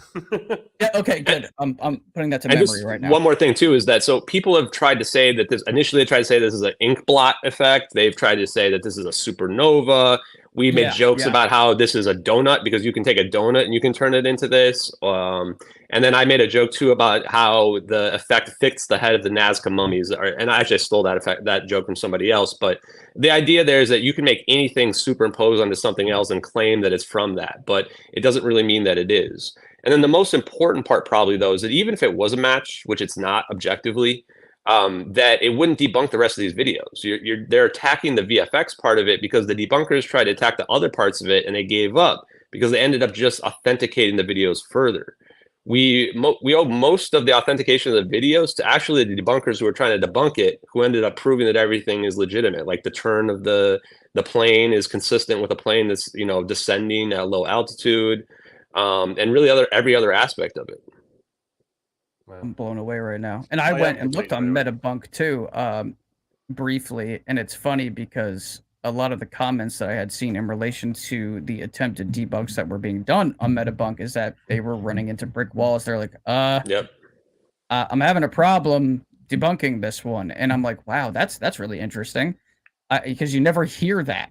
You don't see that typically. So, okay. Now, Digby said that, you know, obviously this disinformation campaign, that's frightening, right? Because this very much pulls a mask off and reveals a little bit about that. But I would even go a step further, and it's frightening that we may potentially have legitimate footage of an entire aircraft that has human beings on board disappearing into God knows what, as by the hand of God knows what, right? All these little spheres, zip, goes away. I mean, have you speculated at all as to what we're actually seeing when it vanishes? Yeah, and that's the craziest part probably about this, is that I initially thought that it had to be faked. And after, you know, talking about what we just talked about there, I decided, okay, it's not fake. And then my mind was blown. I thought we've got to be looking at hyper advanced technology from non-human intelligence, because I just couldn't comprehend that. But as I slowly dug into all the evidence, it just didn't make sense that this was a random event. And now it still could be. But I would propose that what if this is our technology that we reverse engineered, kind of like what Grush has said, is that we've had this reverse engineering campaign. And then what we're seeing here is somehow our technology. Now, I think that we've assumed that there's 3 possible scenarios for what could be happening. One is an annihilation event where this plane is being deatomized to some degree. And I was actually all on board with that explanation in the first few weeks until I realized that E equals MC squared, which means that if this plane was being deatomized or blown up to some degree, the explosion would be significantly larger than what we see. It would, due to the mass that we have in this plane, it would probably destroy part of the planet. So the energy has to go somewhere, meaning that this can't really be a deatomization event unless it's using exotic material that we're not familiar with. The other scenario that we went through is some type of spoofing or a cloaking capability. But the main thing that rules that out is that we see this exhaust trail very clearly in the plane as it's flying. And then as the plane disappears, this exhaust trail just stops. The exhaust trail that was there is still there. The operator who is filming it scrolls over to the right to show us this plane didn't move somewhere else. There's no trail behind it anymore. It's just straight up gone from space-time. So that really only leaves us one option that we can come up with, which is teleportation, which means this plane went somewhere else. Now, how can we really tell where it goes? Not really. The options, I think, are another dimension. It could have gone to another planet somewhere, you know, across the universe, something like that. it could go, what was my other option? Oh, to the future, because time dilation is real. So when you go faster towards the speed of light, essentially everything slows down from your perspective. And if you watch the movie Interstellar, you'll see there's an example of this happening where they go near the black hole and they come back and it's 20 years later. That same thing would theoretically happen if you go through a wormhole and travel super far distance. You're going to have a time dilation effect that's probably proportionate to the amount of distance that you travel. So if you travel 1 light year, you're going to arrive a light year later, but for you, it may happen instantaneously. But you can't go back in time because you would break causality. Now, the last option, which is probably the most, let's call it realistic, even though I'm stretching the term there, is that it went to Diego Garcia military base. And that's because that's where pretty much every prominent figure that believed in the conspiracy theory around this thought that this plane had to have gone to. It's the largest base close by that could accommodate a 777. It's in the middle of the Indian Ocean. It's considered like, the new Area 51, at least that's what I've called it. Due to how advanced it is, due to the fact that the Black Vault had a Freedom of Information Act request that shows there's a black site, CIA black site there. So there's probably a prison underneath that place or in that place somewhere. A huge amount of contracts to Black Construction and Lockheed Martin went into building something there where on the surface, it looks like almost nothing has changed over the last 20 years. So those are kind of the options. Oh my goodness. All right. So let's think for a second here. So let's go with that last one, right? So let's say it's at Diego Garcia. So then it's possible if this was all right, it's reverse engineered technology from a non-human intelligence. We'll call it that, right? Because it's just like we haven't gotten that far yet, as far as at least publicly. Like, were they testing something and they're like, oh, they're like, let's make this plane disappear. And now we can also take into consideration if there was construction of some kind at Diego Garcia, but not a lot changed on the surface. Well, where's the construction? It would be underground. It's maybe they tested this device on this, unassuming, unsuspecting plane filled with human beings, but that doesn't matter, right? Like, who cares if it's filled? Let's think from the perspective of the military-industrial complex for a second. The people on the plane don't mean shit to some of these people. Let's just be honest. Us that have humanity, we look at it as terrifying and horrifying, and how could you say such a thing? But these people, some of them are sociopaths, and they don't care if there's human life on the plane. They just want to, build the bigger and better weapon and make the money. They test it, they teleport it, and now it's sitting underneath Diego Garcia, and those people they're gone. Like let's just call a spade a spade. They got rid of the people. That's frightening. So there's one thing I want to bring up is that there may actually have been motive. So I think it's hard to imagine that money would be a factor here, but people have pointed out that, there's some very advanced patents that were involved with Freescale Semiconductors. And there was 20 very important people from Freescale Semiconductors that were on this plane. So if you just imagine for a second that this is our technology, to me, the obvious motive is for control of this technology. So if these people on this plane had some advanced weaponry or technology, it could make sense that you would try to prevent them from getting to China, where you might have a shadow war between China and the United States, maybe other countries as well, over control of this technology. Even if it just sets them back several years, that could then be worth the risk of, doing what we see in this video. Because, man, are they taking a lot of risk filming this on 2 different cameras where this could get leaked out to the public, right? So to me, you've got to have a really good reason to do that. And it's not, in my mind, it's not enough to just say, we're going to test it out, because they could have used the other plane that they bought that was basically an equivalent of MH370 in 2013 to do that if they wanted to. I agree with you. Yeah. But, I think that's the mystery, right?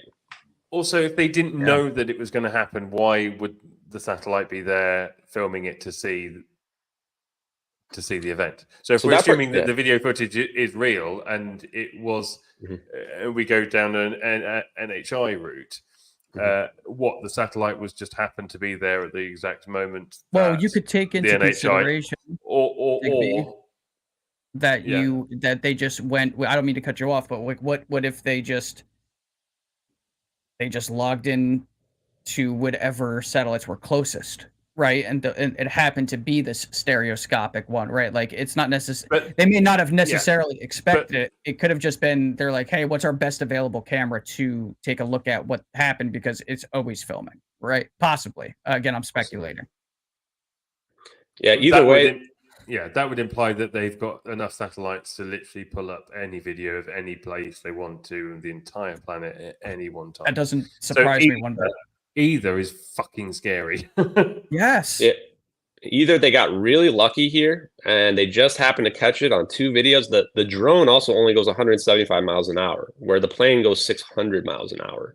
So either they got extremely lucky perhaps there was communication from this plane and they were in an emergency scenario and that's just been classified and they don't tell us the fact that there was communication and the US government intercepted it to help them and we just happened to catch this crazy event happen, or this was all planned out and they intended to have this plane be here and had the satellite ready to go at the exact right time and that drone sitting there waiting. It's hard to tell the difference, and that's part of the reason why I don't try to tell people what necessarily to believe, because another amazing part about these videos is the evidence can stack up and tell you a couple of different stories depending on what your personal opinions and beliefs are. Yeah, it's the evidence. It's weird because if we take this as evidence and we believe this footage is real, which I think both Tom and I are now starting to think this is the case, it still doesn't. Yeah. The evidence doesn't solve the mystery. It just tells us that what we've been told so far is a lie. And it only raises more questions. It doesn't answer any. Yeah, like what did they do with the passengers, right? Like you guys just mentioned. Like, did they I don't want to think that they killed them for several reasons. First of all, it's really dark. Second of all, they didn't disappear people who like the witness who potentially saw the plane, who was right in the path at the right time that we think.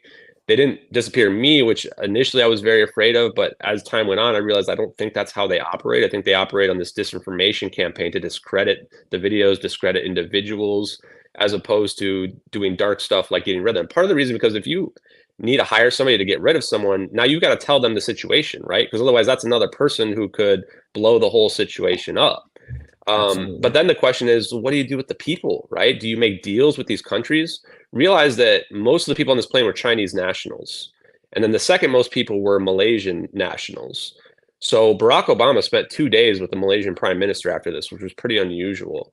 So just theoretically, maybe they made deals with these countries to send them back. I mean, most of these countries don't have media where you're just going to be able to go to the media and blow this up, right? There's only a few people who are Western passengers on board this plane that you would potentially have to silence or, do whatever you do with them to make sure that they don't talk to the media. How do you keep these people quiet too? Well, then again, it's like, do they even know what happened? Were they in some sort of state where they were maybe asleep? Were they drugged? There's a lot of things to consider here, but if these pieces of footage are real, what it does prove is that the capability does exist to make something just vanish.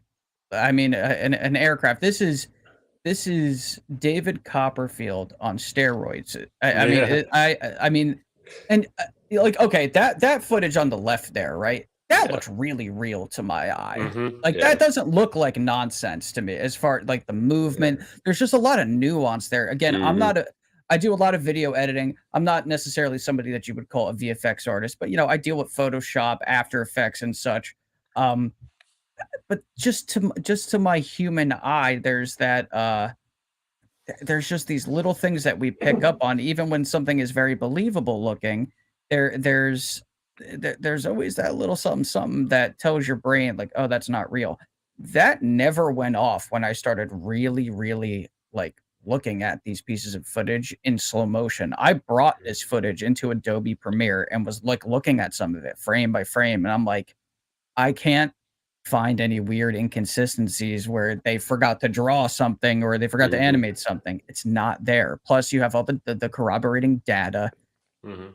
This is really startling. Honestly, I'm really I'm like, this is chilling in a way, because there's a lot of really dark implications for this. Also, Tom, let's be honest. I mean, you and I spoke about this, and I talked about Ashton coming on, and you were highly skeptical about these videos. Yeah, I was on the fence. I was like, I need him to dispel the thing about the antennas because that bothered me. Just like I was like, I know it's minor, blah blah blah.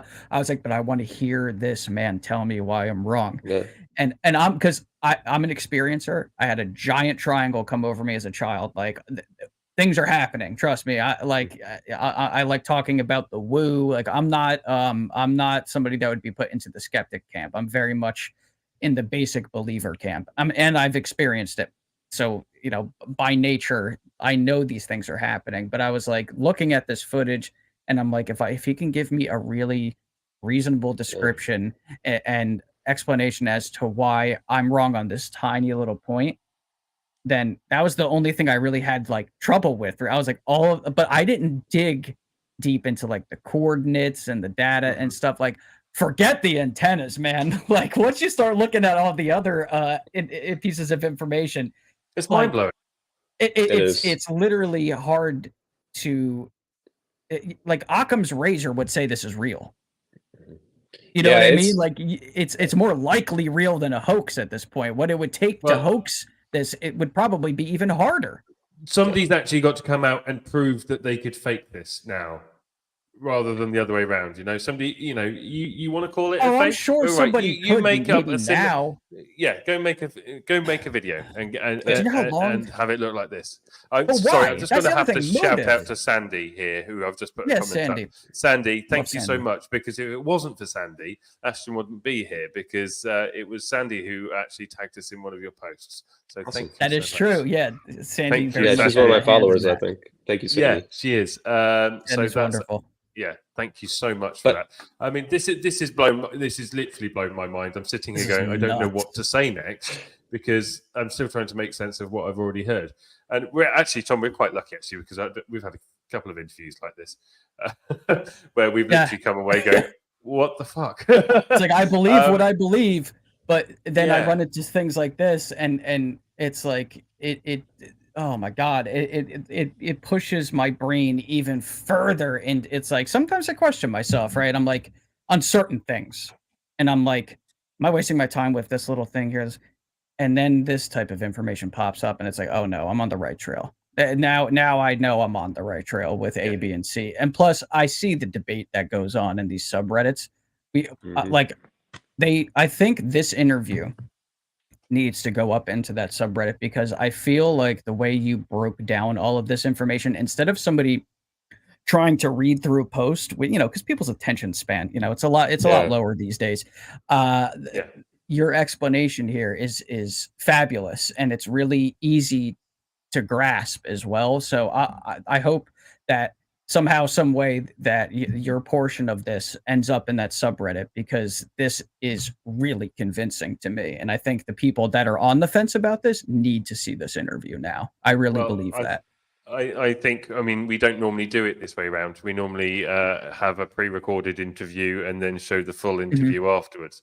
But I think probably what we will do in this instance as well, because we want to make sure that people watch this section of the show this evening in a digestible format, is that we will rip this out of the show and we'll post it separately as well, and maybe do an abbreviated version, just so that we can really get the key points out there in a shorter format. And then if I'm happy to do that, that would be great, Tom. And then if anybody wants to come back and watch the full interview, then they can find it here. But and also for anybody that's watching, there's a lot of people watching right now, which is absolutely fantastic, across multiple channels that we stream to.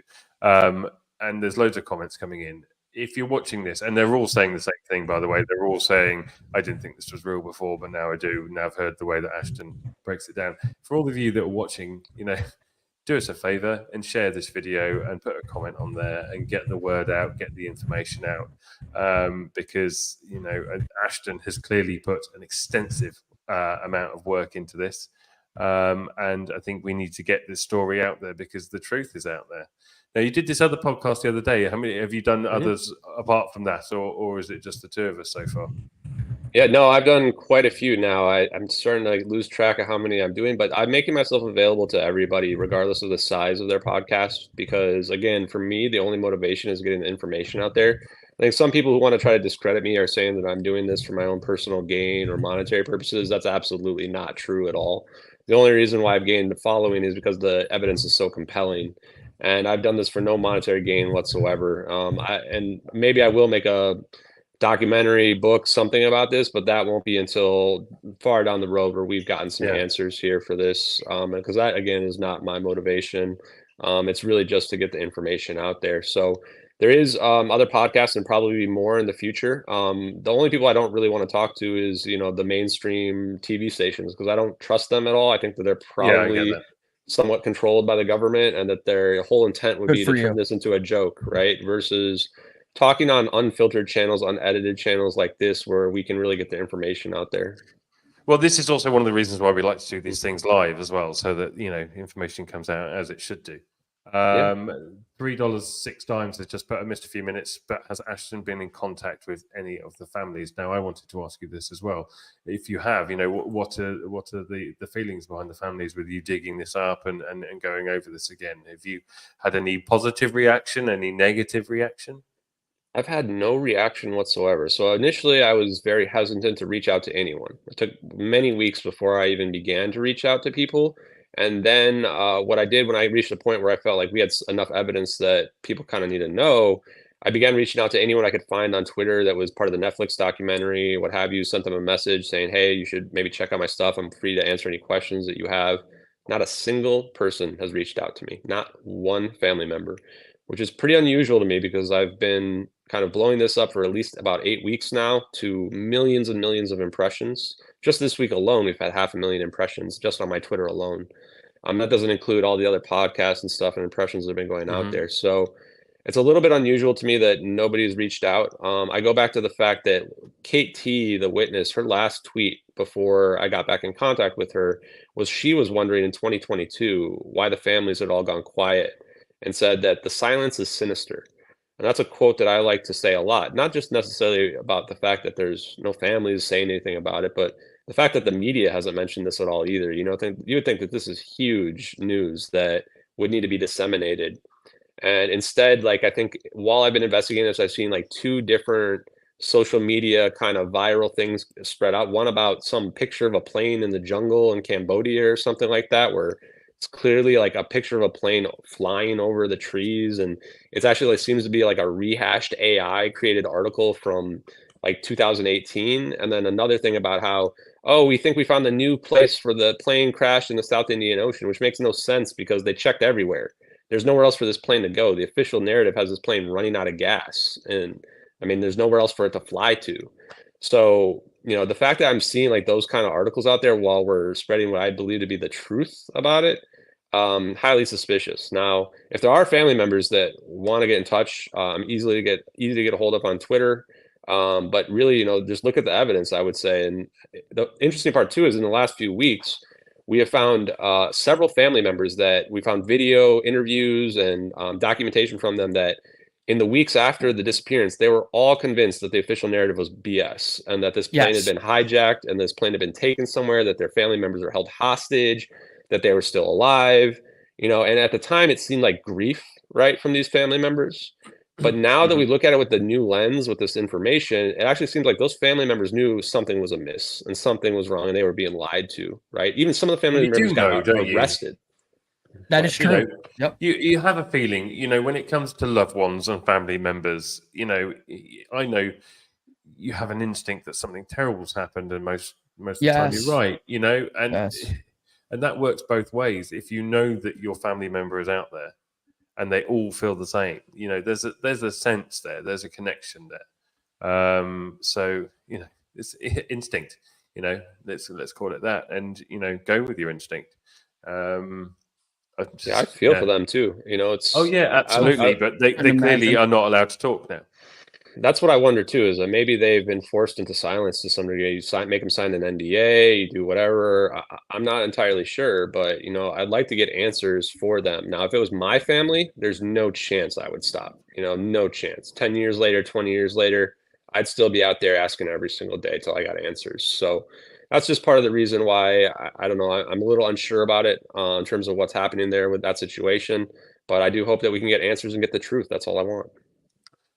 Ashton, thank you so much. I'm so blown away by this. And Ashton, I want to say too, You're very well spoken. You come off as being extremely intelligent, and I just want to thank you as just someone who researches like I do. Digby's obviously he researches as well. I can only imagine how much time and effort and the sleepless nights and the coffee that must have gone into working on this. And just my hat off to you, sir, for what you're doing. And if there is anything that Digby or myself can do to help you moving forward with this, I don't care how small, how big, please absolutely. let us know, reach out.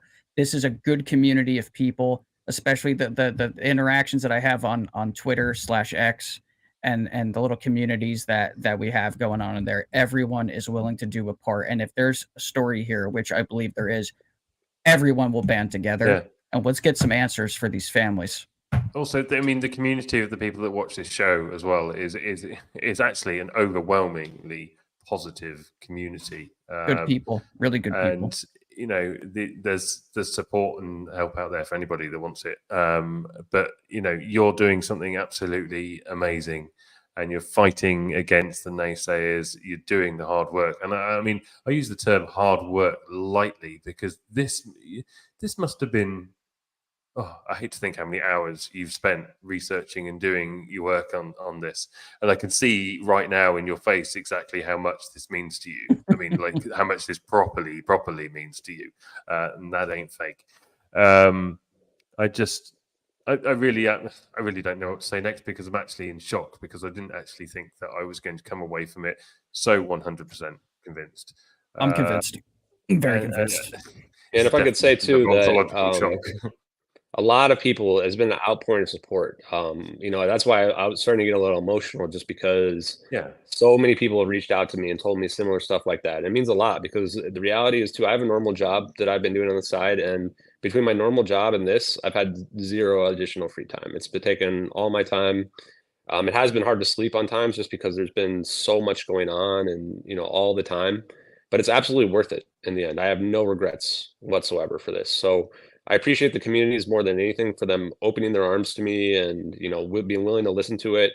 And Tom, to your point, for the people who've had experiences as well, the people that are seeking disclosure, I'm doing it for you guys as well, because the reality is I think that this can open the door to authenticating and validating those types of experiences.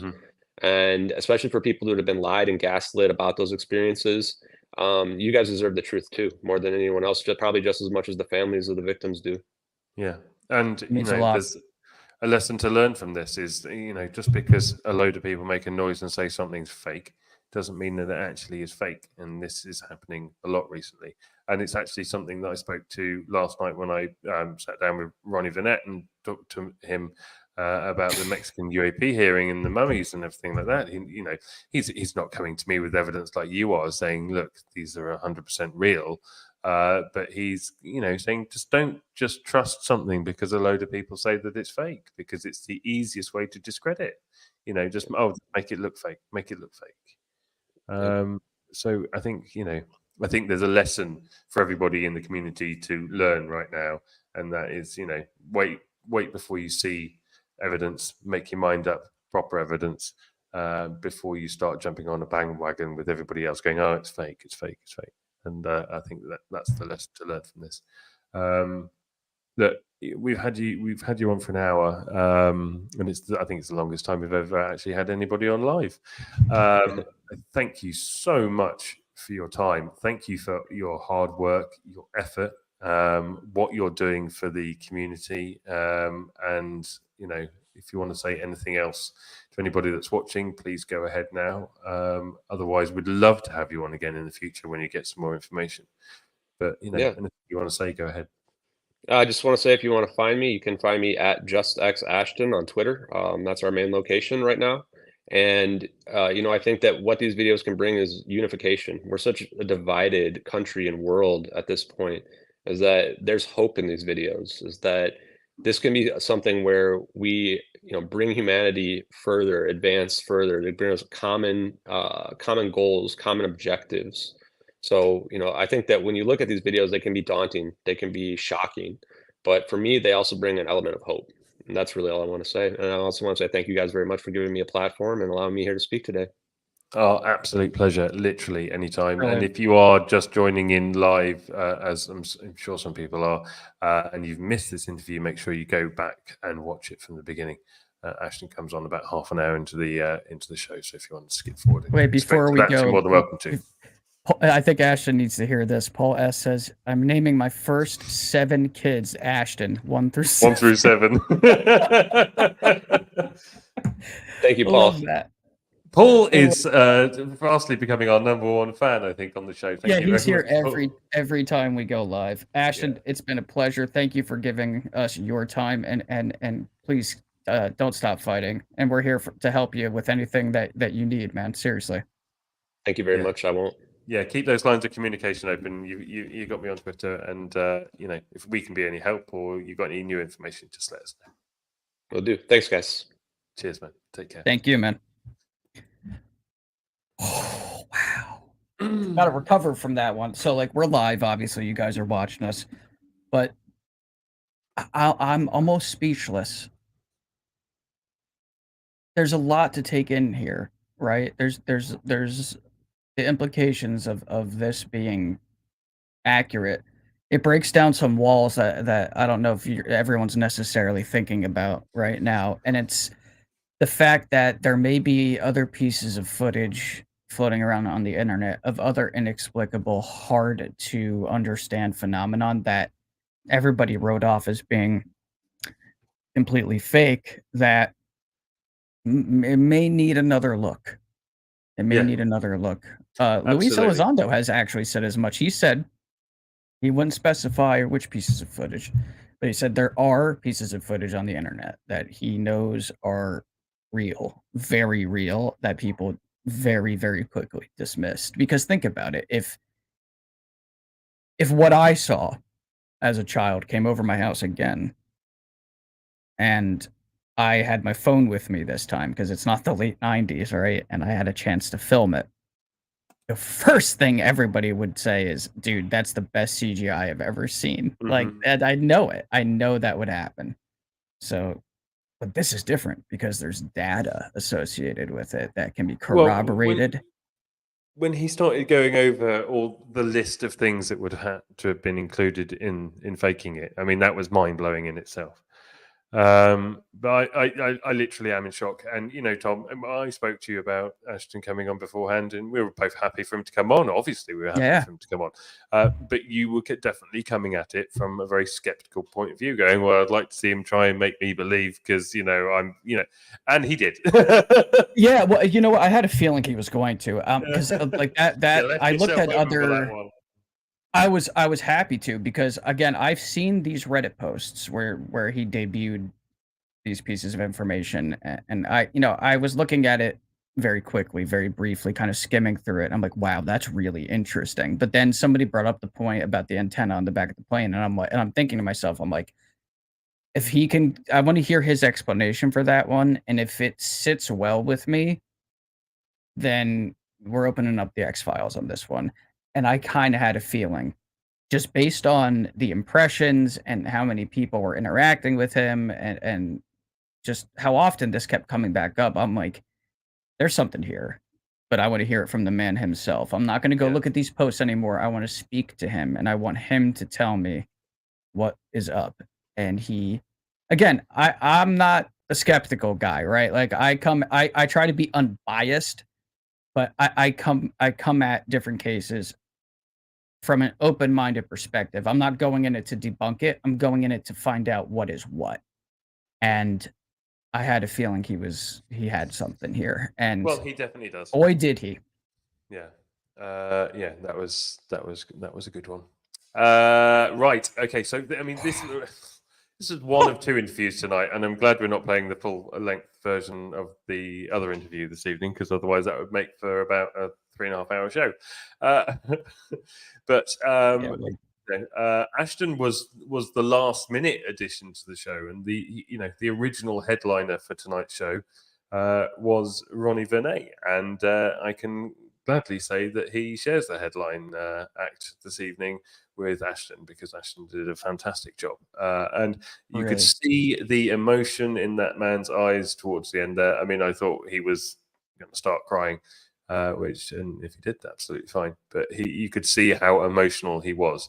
That is not the look of a man who's lying, or he 120% believes everything that he's saying, and I'm inclined to agree with him. We're going to go straight on to our next segment now, I think. So this is me last night sitting down with Rony Vernet. It was a pleasure, absolute pleasure, to sit down and have a chat with him. As I said originally, when we put this in the diary with Ronnie, we had no idea that he was going to be involved in the Mexican Congressional hearing. So that came off as a bonus for us, and what a bonus! Because let's realize what a big deal this is. This guy got up in the Mexican Congress only a few weeks ago and delivered his information that he has about UAPs, UFOs, and NHI. So this is a cracking speaker. And one of the things that I said to him in the interview was that what's really great about Ronnie is he gives us access to what's going on in South America, translates loads of stuff, and gives us access to that information that we wouldn't otherwise have. And there's so much that goes on in South America. Everybody goes, all the UFOs only come from America. No. It's a global phenomenon. Peru. And also, let's also mention the fact that this is not the full interview. It is the later half of the interview. The full interview will be available after the show here. It'll be up on Spotify. And unfortunately, I was unable to make it because we're working with different time zones here, and we really wanted Ronnie to come on, and the time that he was available, only Digby was going to be able to do it. So sadly, I'm not a part of the conversation this time around because I was at my day job. But Digby did an excellent job. I think it's a fantastic interview. And hopefully next time he comes on. My bad. There was a funny moment just before the interview recorded when he went, "Sorry, can you speak a bit slower? I'm used to speaking to Americans and I don't understand your accent." And I was like, "Oh, sorry." It's like, oh, damn. Oh, no, what do I do? Sorry, next time you should just put on your American accent. I did say, I said, would it make you feel better if I spoke an American accent? You do a good American accent. It's really not bad. I'm not doing it now. Yeah, I'm just kidding. But I thought you did an excellent job. So this is kind of like the portion where we're live, but we're not live. It's pre-recorded. But if you guys have any questions, comments, or anything, we'll obviously be in the chat here. And then once this segment's done, we have our speculation station, and we'll be closing the show out. Yeah. Jet says, I'm okay with a 4-hour show. You may be, but it's 11:15 at night here for me. And you get a very different Digby at the end of the show once he's had a whole bottle of wine. So let's just try and avoid that. Right. Let's go with this now. And we will see you in about 20. Digby Ferno, and joining me today is Rony Vernet. Ronnie, how are you doing? Yeah, very good. Thank you for the invitation. I know sometimes the scheduling is difficult, but I'm glad we are here today and to discuss. Well, your scheduling, especially at the moment, must have been very difficult because you've been an incredibly busy person. Yes, it's difficult. I'm doing many times, besides of the UFO stuff, I'm doing many things in my work, in research, and together with that UFO stuff, it's difficult sometimes to arrange, but we are here today, and I hope you enjoy this conversation. Yeah. Oh, I've been looking forward to it for weeks, and thank you so much. And actually, when I first reached out to you, I didn't actually know that you're actually going to be appearing on the Mexican UAP Congressional hearing, which was amazing. Which I think took a lot of people by surprise because a lot of us, it wasn't really on our schedule. We didn't know that it was happening. It sort of came out of nowhere. Had you been expecting it for a while, or was it a shock to you as well? No, I was not expecting. In fact, I knew that it was happen maybe a month and a half before the day of the audience. It got me surprised, but I'm happy they could invite me. They could show them in my speech something and could tell some stories about the official documents in Brazil, many investigations that we have here in Air Force, Federal Police, and other governmental bodies that investigated UFO stuff.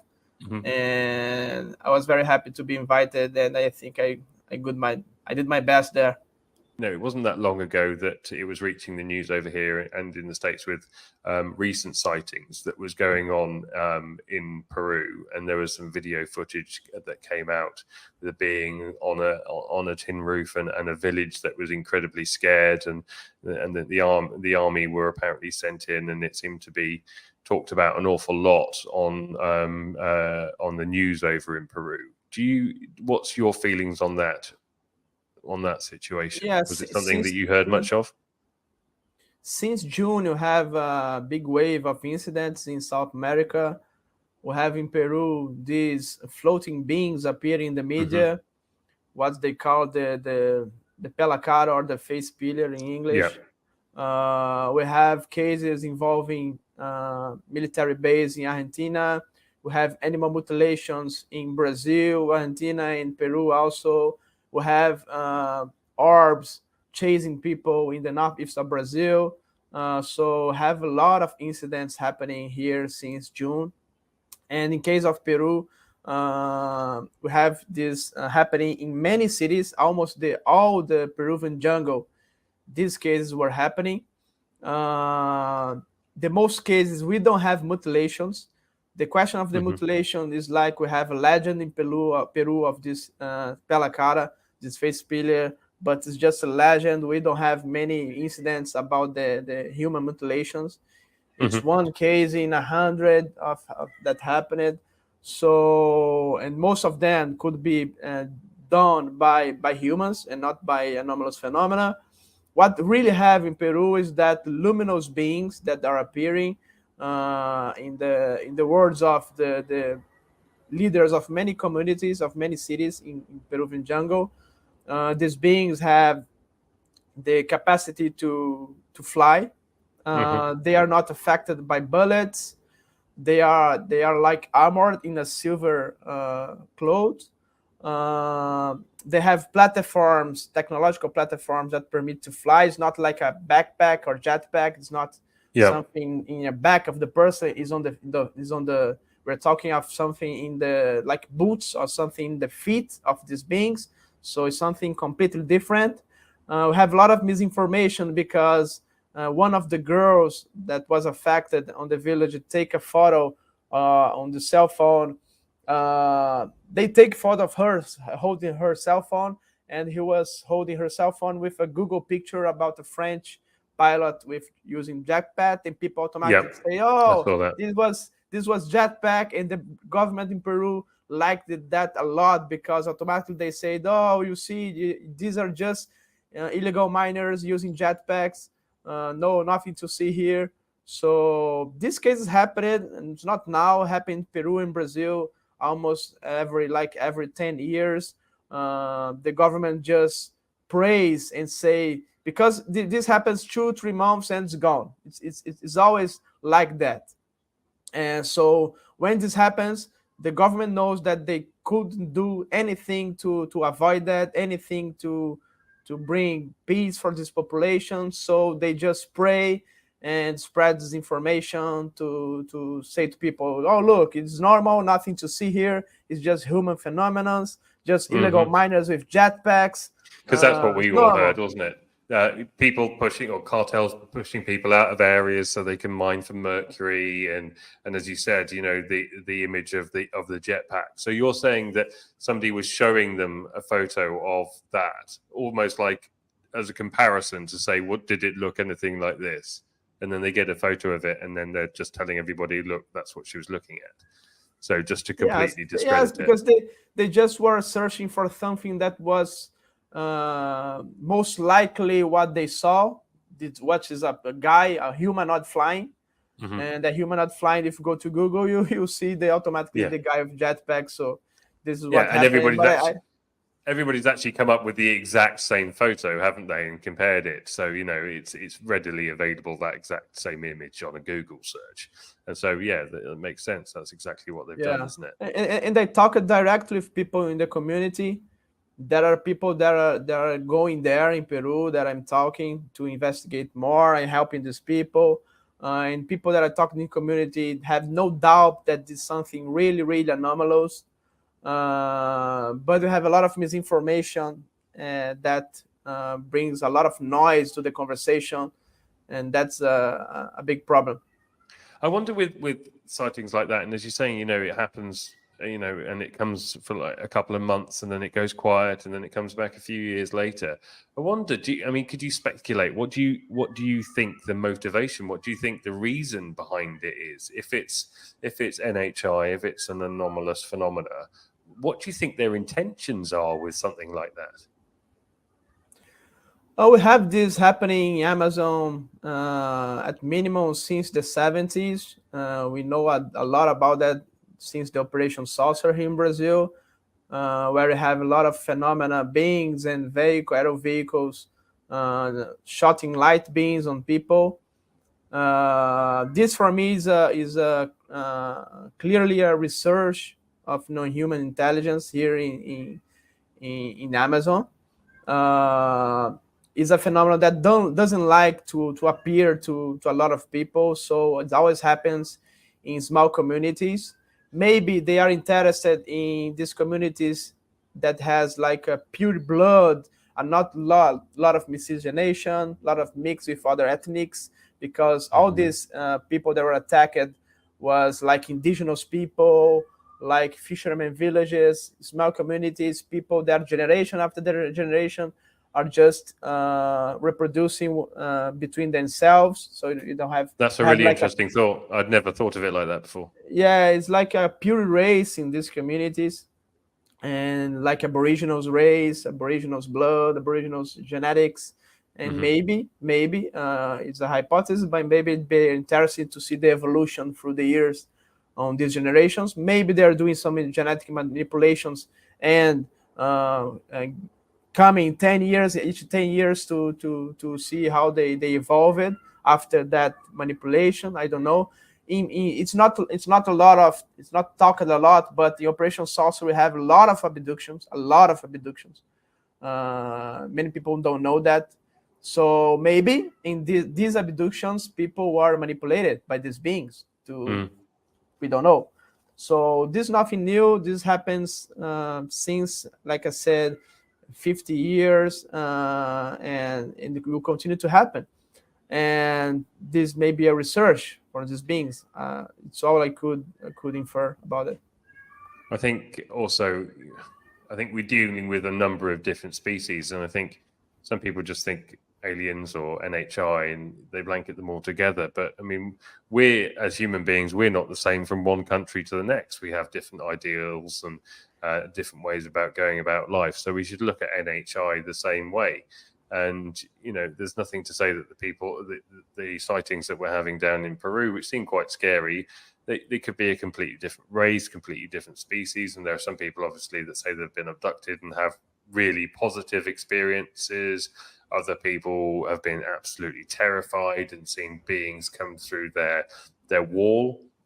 We had a guy on our show a couple of weeks ago from America, and he's a lawyer, and he came onto the show live and talked about his experience, and he's been having experiences sort of weekly and sees them coming through his wall, and if he goes away it happens too, and he's had things flying around his room, and he's absolutely terrified by it, but he's sort of succumbed to the fact that he has to live with this now. And he openly said, I've never been interested in sci-fi. I had no desire to go out and find anything, but I'm stuck with it and it's with me.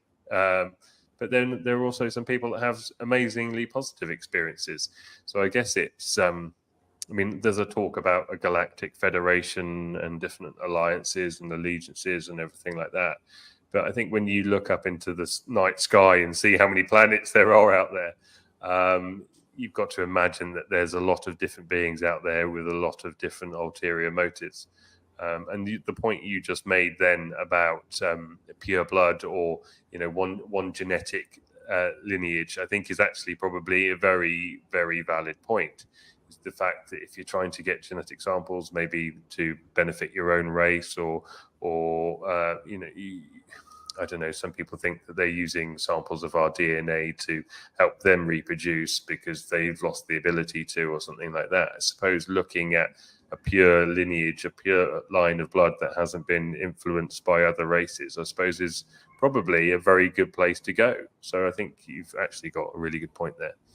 But also touching on that, with the angels, the demons, the good, the bad of the phenomenon, because I think there is the good side and the bad side. You put a post up on Facebook, Twitter, I think it was yesterday, about angels and demons and the different sides.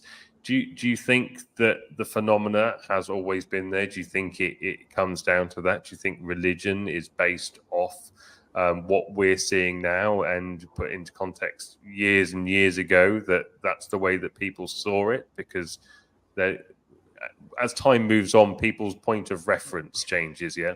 And what we would have seen as magic now is technology. So if you take the phenomenon, you see orbs flying in the sky, do you think that extraterrestrial life has been the foundation or has manipulated religion throughout history? I think it's a phenomenon that's present here in thousands of years or more, even millions. We always witness them. If you see in the Bible, I think all these metaphors, all these analogies that they do in the Bible, it's always about this phenomenon, which could divide in good phenomena or evil phenomena.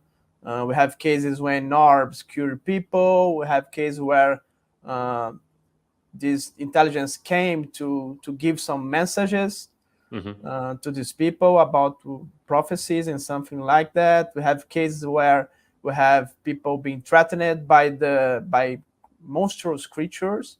We have mutilations, human and animal mutilations. We have abductions and what the church calls, the Catholics calls the exorcisms, the possessions. I think all of this could be explained by maybe a unified theory without the eyes of the religious.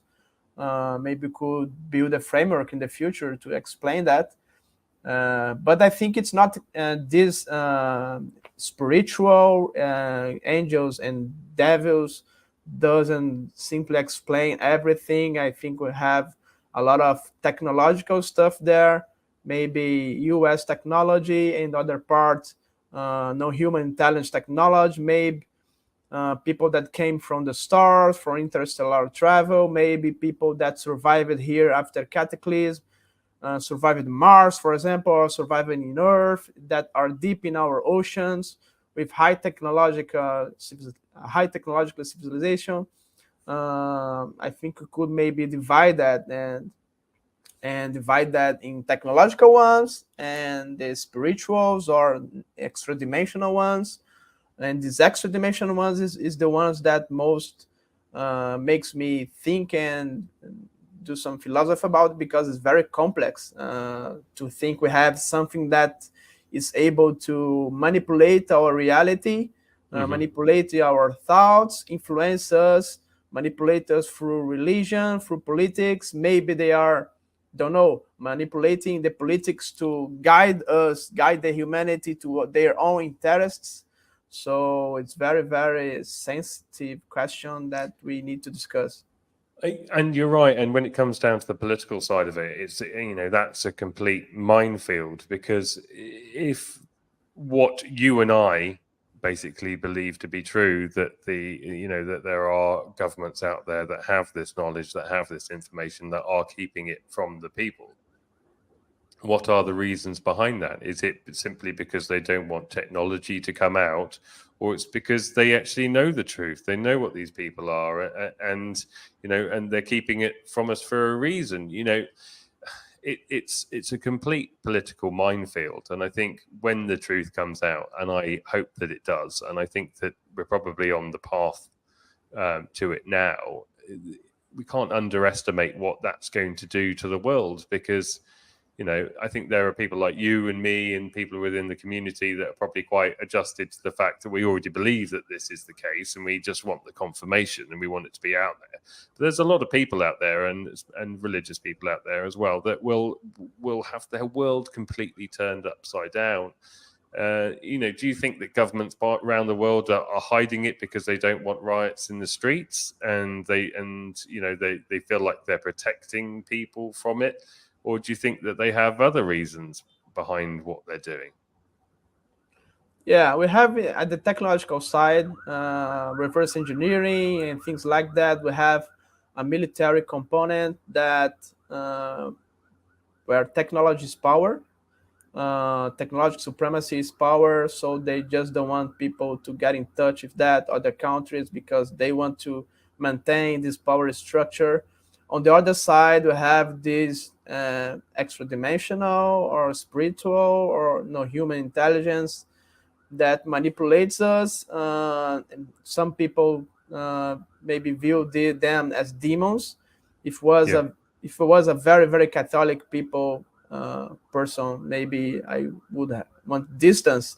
If you remember, for example, in US, we have the nearest King Arthur Ranch, we have indigenous people very, very strict in their faith, that they even want to discuss, even want to talk about that, because they think if they talk, they have bad lucky forever. So they just don't want to talk about it. And maybe you have politicians that, like them, just don't want to talk that because of their religions. And maybe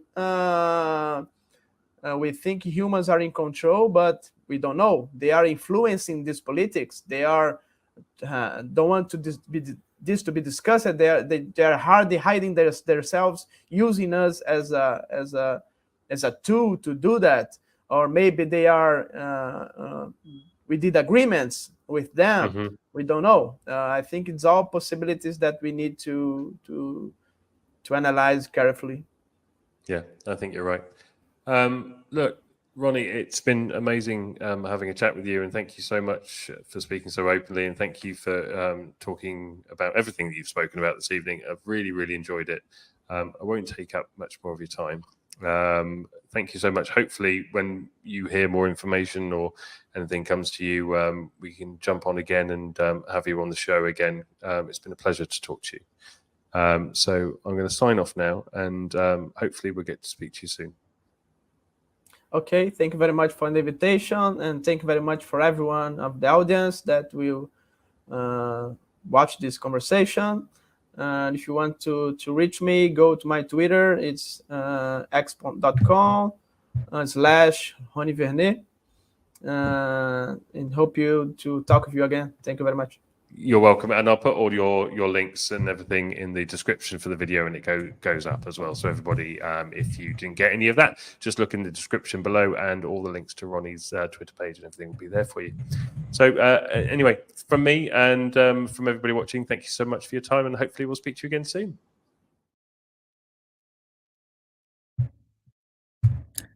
You're muted, sir. So there we have it.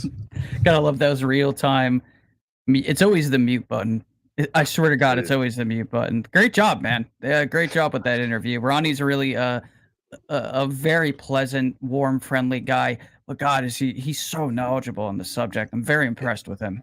He is, and that's 20 minutes of an interview that went on for about 1 hour and 5.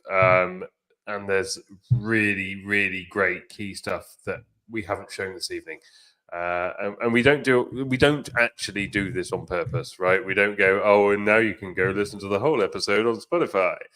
We do it for the simple reason that when we do these things pre-recorded, we have to condense it down to a part that we can include it in a show that we present so much more other information to you.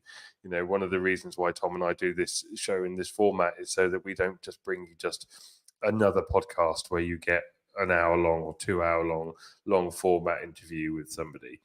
We wanted to present this as a show, and I think Tom will agree with me that we're really happy with the way that this format's working, and that our viewers are just growing exponentially every week, and it's absolutely fantastic. But if you do want to watch the full interview with Rony Vernet, and it is Vernet, I did ask him, it's not Vernet, like everybody keeps saying, it's Rony Vernet. So it is Vernet. It is Vernet, Rony Vernet. If you would like to listen to the full interview with Ronnie, it will be available later on Spotify, although we only did this interview last night, so there hasn't been an awful lot of time to edit things and get things up. So normally these videos would be ready straight away after the end of the show on Spotify. Tom is currently trying to upload it to Spotify, so it will be up as we speak later on. So just keep an eye out for that. And when it is up, we will, of course, share the links. But I do speak on the full-length video in detail with him about the Varginha, Brazil case that was covered by James Fox, and that was a very interesting segment. We also talk in depth about the Mexican UAP hearing, Jaime Maussan, and the alleged mummies that were brought out, and Ronnie's feelings behind those, and the evidence that he presents. So there is a ton of information in that interview. So I really urge you to go and watch it. It was meant, really, in all honesty, it was meant that Ronnie was going to be our headliner this evening, because he deserves all the credit he gets for all the incredible hard work that he does. And then Ashton comes on and sidelines it. But that's not, I mean, Ashton did do a fantastic job, but they're joint headliners. Exactly, they are. Headliner 1A and 1B. I mean, both are just fantastic. And like you said, uploading the full interview with Ronnie to Spotify as we speak. I'm just kind of typing up a description for it, making sure everything's nice and neat for all of you guys, and so it'll be up tonight, in time for you guys to go to bed. But it's me sooner than the rest of you. That's right. But no, I mean, I can't underestimate it enough. I mean, the interview with Ronnie is absolutely great. And what that man does for the community is absolutely astounding, especially covering all the stuff that we don't get to hear in the rest of the Western world. So thank you, Ronnie, for your time last night. It was amazing to even have the opportunity to sit down and have a chat with you. So thank you so much. Urge you to go and watch the rest of the interview. And if you are just joining us now, you've come at the end of the show, so make sure you go back and watch it from the beginning. It's been a cracker. Tom, what's been your highlights of the show tonight? The fact that within a very short period of time, I have been convinced that MH370 was essentially removed from reality and sent through a black hole or something. I mean, again, usually for me, when I look into any case, it takes a little while for me to kind of digest things, look over certain things, look at both sides, and then make a determination. But I have been looking at this for a while. There was just that one little tiny thing where I'm like, okay, I just want to hear a good explanation for it. Now, I had my own ways of explaining it to debunk it, but I wanted to know what like the quote unquote official position was on that from the people that were really digging into this. So that was enough for me. I'm mystified and astounded at what he shared with us. It's just really unlikely that somebody would go through the trouble of doing that. Plus, if you think about when these pieces of footage actually dropped, it would have been impossible to do some of what was necessary unless it was literally created by somebody with either A, connections to the intelligence agencies, or B, they were in the intelligence agency. Because like right now, just devil's advocate here, it's either real or it was a sophisticated hoax that was literally put together by the intelligence community. That's yeah, absolutely. It's not somebody sitting in their bedroom doing this on their own. You wouldn't have enough manpower to do this by yourself. I've just had a really crazy thought. in front of a wall of monitors. Oh, there's a Matrix feel to that. You know, it's really funny, dude. and it's funny that like some people pick up on it, some people don't. But my YouTube channel, being the color scheme that it is, you guys always see like even like my default picture on X. Like there's the green. There's always green. My computer light's green. Everything's green. It is literally the black and green is literally a nod to my favorite film of all time, which Tom's a Matrix you freak. guessed it. I'm a huge fan of The Matrix. I think it's the greatest film ever made, flat out. I think it's the greatest movie that has ever been made. I think that is the mountaintop. That's man. Shawshank. That's Shawshank. Shawshank is fantastic, but it is not The Matrix. and Endgame. What about Endgame? Endgame's great too, but it's not The Matrix, man. It's just not. Nothing is. Nothing will be. I've had a really great idea. Yeah, tell me. Idea. Fill me in. Two other people have to agree to participate in this. But wouldn't it make a fantastic show if Ashton came back on the show with another guest? Mick West. Get those two to debate. I would love that. Well, I think that's actually a really good idea too, because it serves a purpose for us and it serves a purpose for the viewers, for them to have all of that information, both sides of this argument being put right in front of them, and let them kind of come to their own conclusion and determination.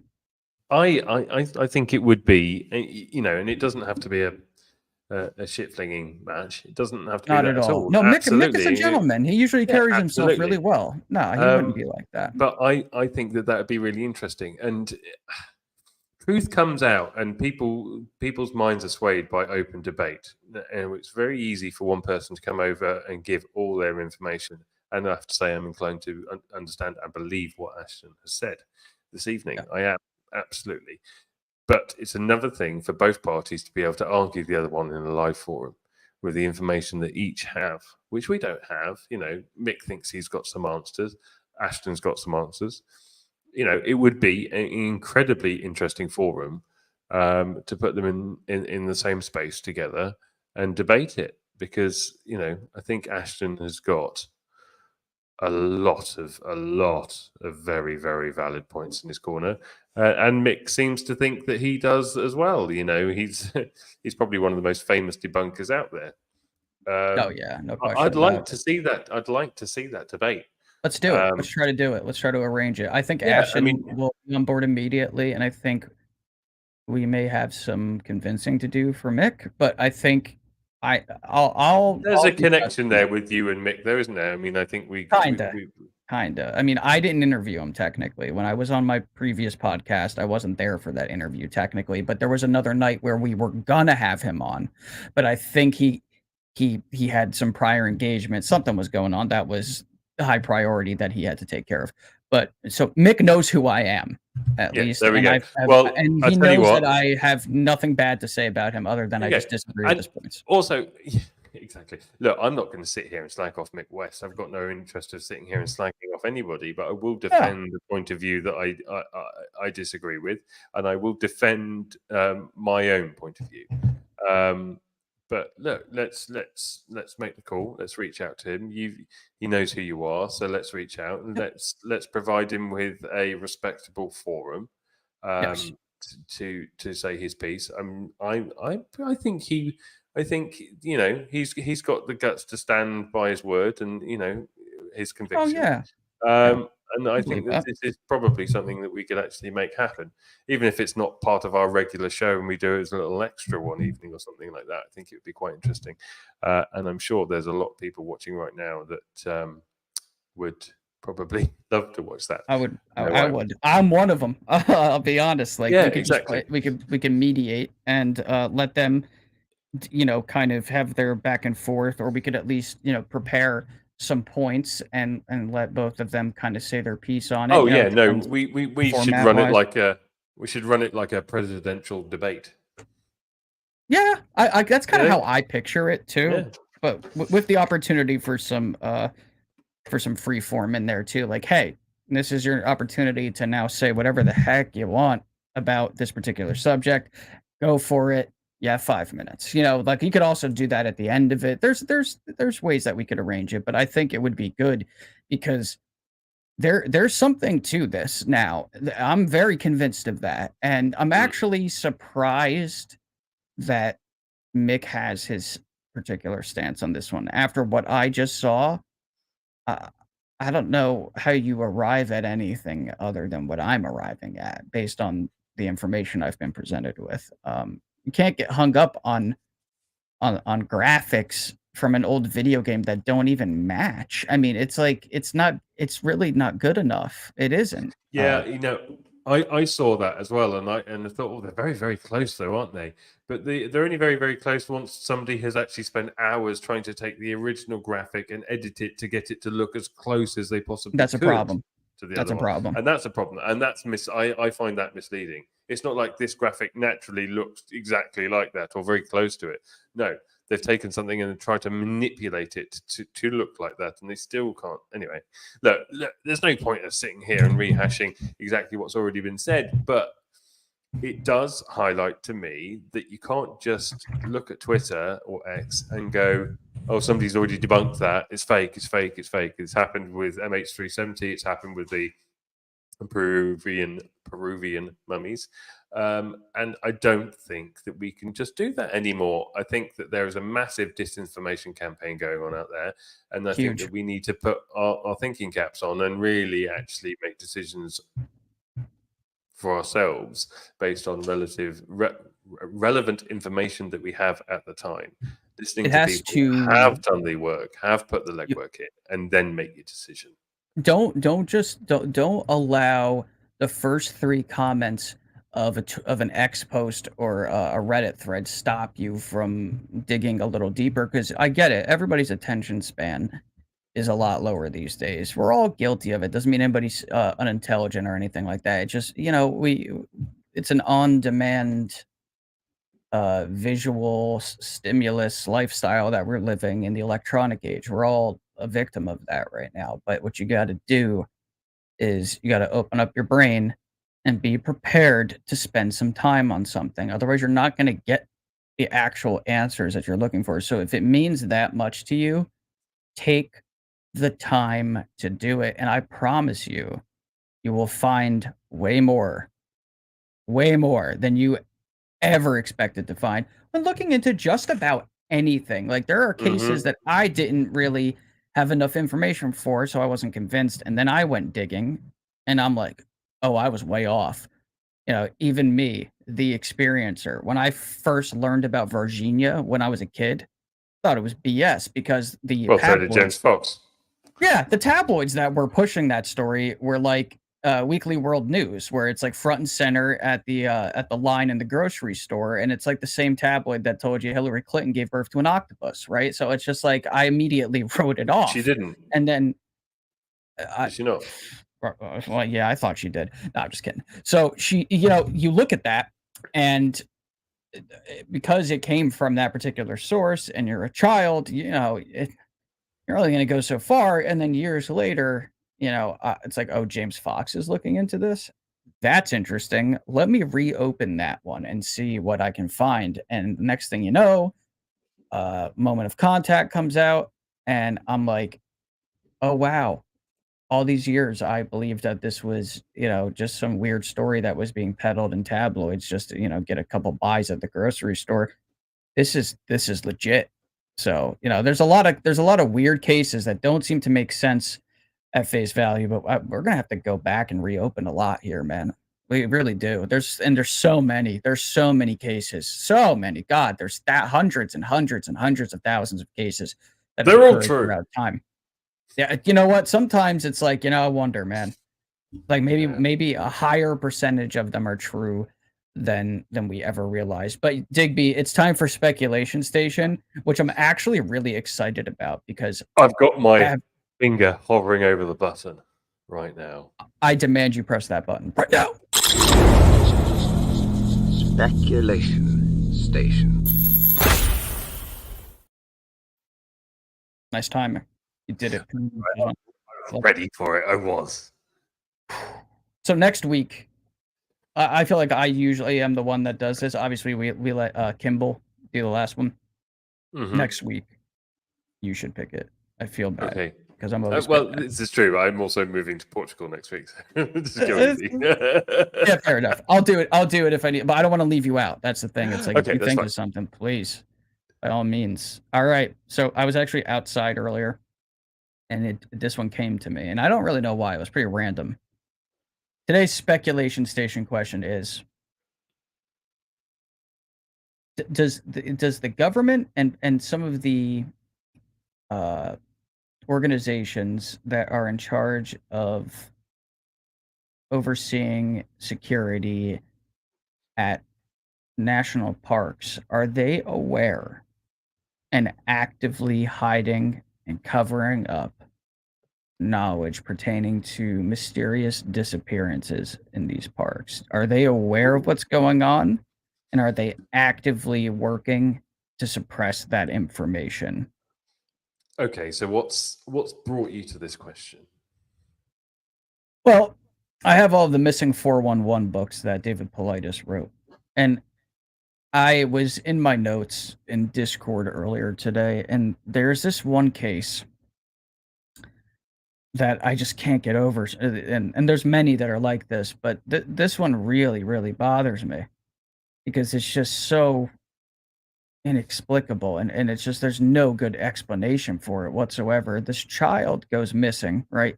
And picture this: you're walking down a snowy little trail in one of America's beautiful national parks, right? Mm-hmm. Mother, father, child, like they're in a line, they're right next to each other. The mother and the father, they both look to the left because they just something caught their eye, whatever. And I mean, so it's like we're talking milliseconds here. It's like a little turn back. Child's gone. Boom, that gone. The child is no longer next to them now. So that's the first thing that's weird, right? Because it just vanishes. How does a child go from being right next to you to not being next to you in milliseconds? No sound, no footprints, nothing. Okay. Now, this is where it gets weirder.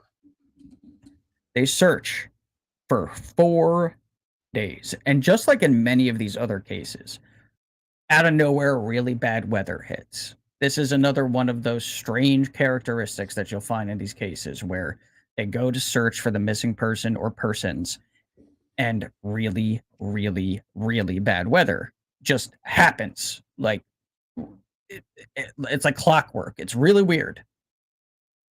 4 days. They find the child, right? Now, a lot of times these people are not found. Mm-hmm. But in this particular case, the child is found 4 days later at an elevation several thousand feet higher than where he disappeared from, in the middle of a blizzard, with no shoes, and he's not dead.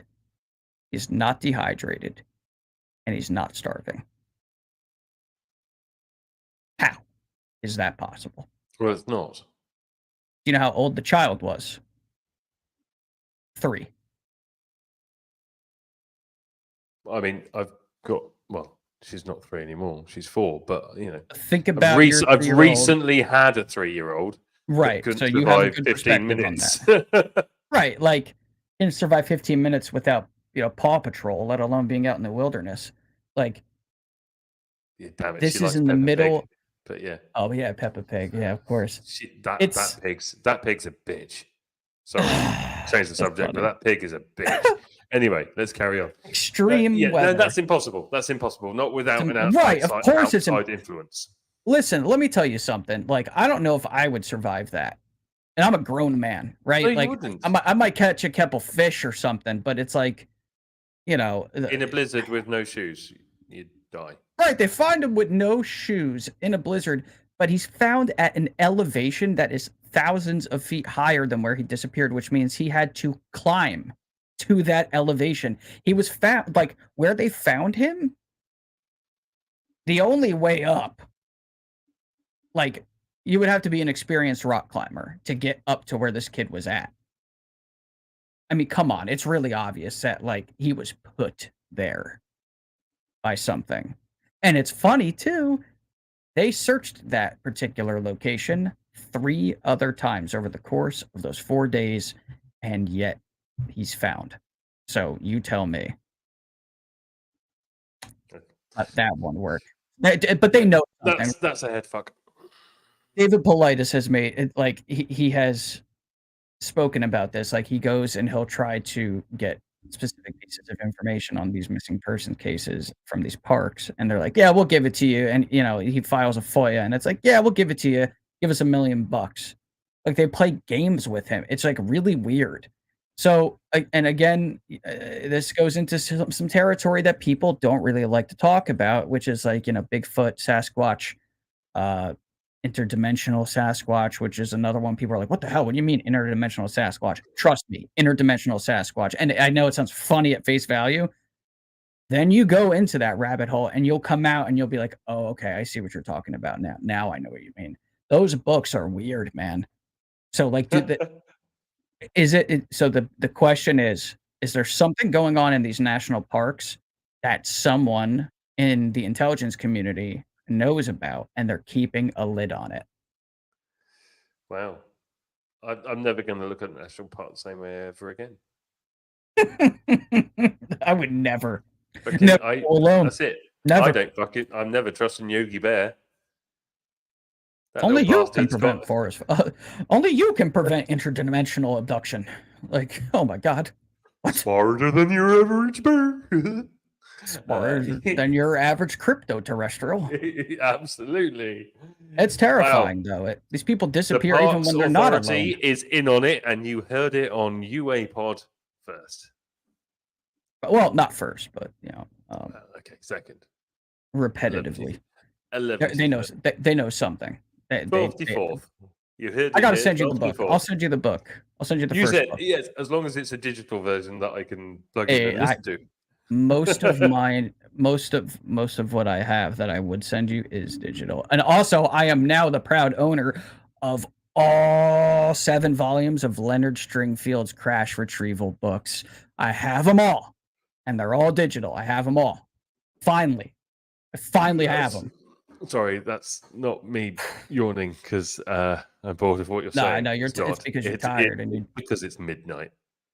Yeah, you need to go to bed. But that's the speculation station. If you haven't read Missing 411 by David Paulides, that's a good one. But if that type of thing creeps you out, you better read it during the daytime. Seriously, I will. But I'm yet to read my diary for today, so can't even get that far yet. I know. It's been an amazing show. I've really has absolutely loved it. Blown away right now. And do you know what we need for next week, for our show next week? Better organization. Yeah, a guest. But apart from that, for next week. An outro. We need outro music, so I'm gonna go. I'll make us something for next week. I'll make the music. I'll make it. Nice. I'll do that. Digby covered his window. Yo, yes, I did fucking cover my window. I didn't say it, but I noticed it. Yeah, I did. I also did last night when I was interviewing Ronnie, because I'm not looking at myself and seeing that. I should show you the photos I found on Reddit earlier that somebody took, I guess, with a security camera of a Sasquatch looking into their window. Yep, sending now. Check your WhatsApp. I want to go to sleep. I didn't sleep last night. I need to sleep tonight. Yeah, you got to sleep. Digby, it's been fun, man. I had a good one. Really fun. My mood has been uplifted, and now I have a whole another rabbit hole to go down with MH370. It's just like, oh my god, here we go.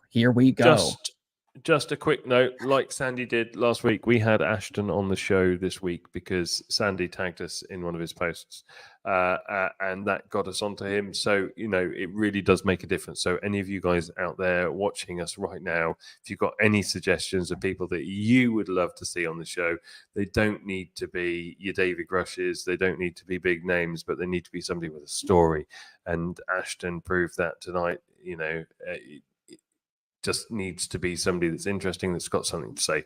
So if you know anybody out there that's got a story to tell or as passionate as Ashton has been this evening, reach out, tag myself, tag Tom, our ex ats are at the bottom of our names here on the screen, or just tag the show, because we're all about that. We want to get the stories out there that maybe haven't been heard so much already before. We don't want to sit here and rehash the same old stories that every other podcast is doing, and we want to bring a different angle to it. So if you've got any suggestions, or if you're watching and you've had an experience, you've had an amazing sighting, you think you've been abducted, or anything like that, anything fringe, anything woo, anything at all that you think is worth noting and worth talking about, just get in touch. We will get back to you, and we will arrange a time for you to have a spot on the show. Yes, and the way Sandy went about it was perfect.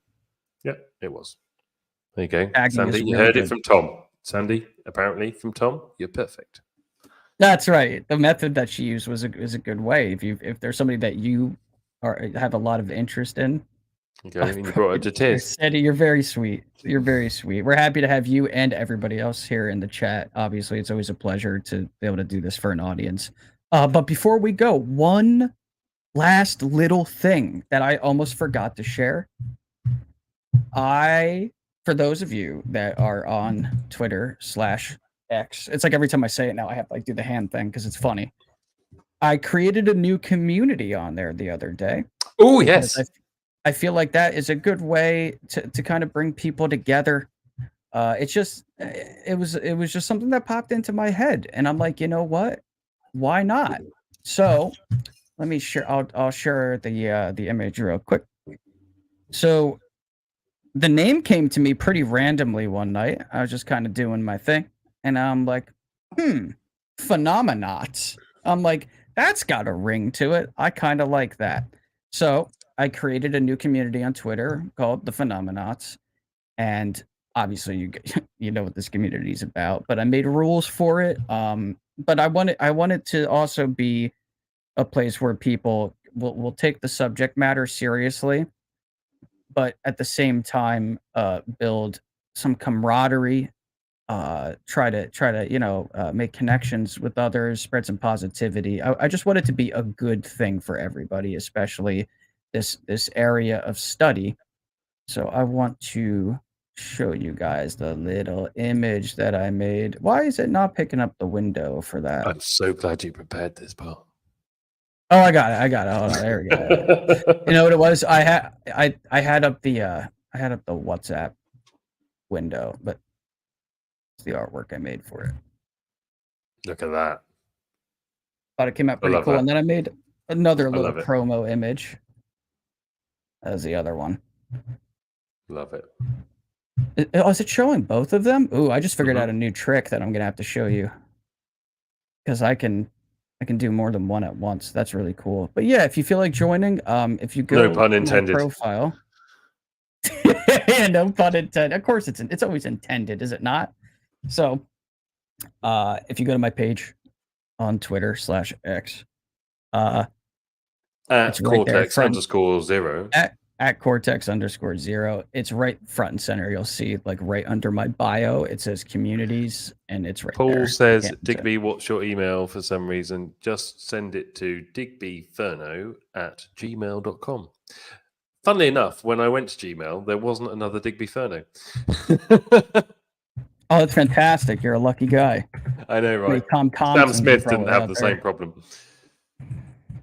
Right? Can you imagine being I don't know, Ted Williams or something? You know what I mean? Or Tom Thompson. Tom Thompson. How many times has my name been used in a bank heist or high crime? God. Right. I promise you it's happened. Will Williams. Woo! One of my sisters, her first husband, Rick Williams, his father was called Bill. Oh, William Williams? He was William Williams. Oh, what a savage. I love that. And yes, he was Welsh. And yes, he was. Of course he was Welsh. Why not, right? Yep. Of course he was Welsh. Hey, you know what? The Welsh, they know quite a bit about UFOs. No, it's not against them. They have quite the ties to the phenomenon that goes back. Oh, actually, there's a back. Welshman. There's a Welshman we've got coming on the show soon. Actually, there is. Oh. I forgot to say. Jonathan Davies. I reached out to him last week. Oh, I know you're talking really about to him last week because of the Netflix documentary that came out. And what I didn't realize actually was quite interesting is because everybody goes, "Oh yeah, the first episode was great," blah blah blah blah blah. And in every different country, the first episode was completely different. They switched the order around. So in England, the first one was the Welsh one. If you were in Africa, the first episode was the Ariel School one.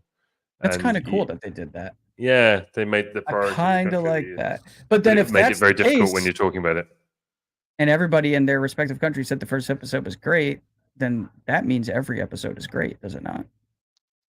From somebody's point of view, yes. That's all right. I enjoyed the whole series. But no, I wanted him to come on because I think it'd be great. He's incredibly knowledgeable. So, Yeah, Jonathan Davies. very much. I wanted him to come on last week, but it wasn't going to work scheduling wise. So we're going to sort that out.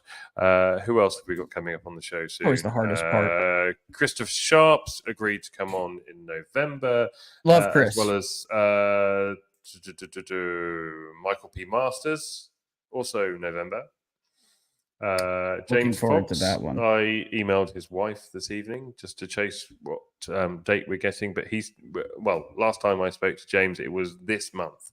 So James Fox should be coming on the show this month, but as you've all seen on Twitter, he's been incredibly busy. If he's not at the NASA meeting, then he's chasing around the country trying to wrap up his documentary. So just bear with us. But he will come on. It might not come at a time that suits with Tom's work, but quite frankly, he will just have to call in sick. I will do that. And Thank all is you. one in the chat. I appreciate that. He's a newish viewer of mine. He said he loved the Mars Nice. video. Thank you. That's funny. A lot of people don't bring that one up, sadly, but I'm glad that you watched it. Thank you very much. I really appreciate that. I have a new video coming soon. And I'm not going to say what day because I'm not putting dates on things anymore because it's just bad juju at this point. But thank you very much. It really means a lot to me to have anybody compliment the work that I make. It's really great. Has Really. Digby ever heard of YouTube spam bots? I'm not really fussed. I'm not. It's just an email account. It's just an email account. It's not my address and my national insurance number. It's fine. If you want to email me, if you're bored, or you want to, it's fine. Just do it. I'm about to register every I've got other several. Inferno Gmail account. Yeah, I've got several email accounts. One just has porn that goes to it. One that says, Yeah, you got to keep things organized, right? I have absolutely, So this is like my 4. YouTube spam bot email account. My telephone number is +44 07956. No, you're not getting the rest of it. No, you can't have that. Mine is even as soon as I say it, people will be able to figure out the area code and everything. Not happening. But wow, we have a lot to think about after speaking with Ashton. After hearing what Ronnie had to say, there's just quite a bit to digest. Obviously, this was episode 4. Somebody had made a comment. They're like, "Isn't this the 5th episode?" The full interviews are their own thing. Obviously, we show the segments, but this is week number 4. I'm gonna actually go into Spotify and make it like happy month anniversary. Yeah, actually, you're right. I didn't even think of that.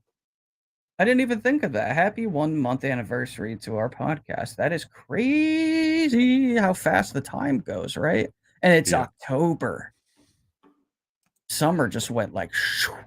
Next week is a very special one for me as well because it's going to be my last show in my home country. That is true. That's very true. Are you excited? I am. Yes, I am really excited. I'm not looking forward to the 22 hours driving in the car on my own to Portugal with 2 dogs, but I am incredibly excited.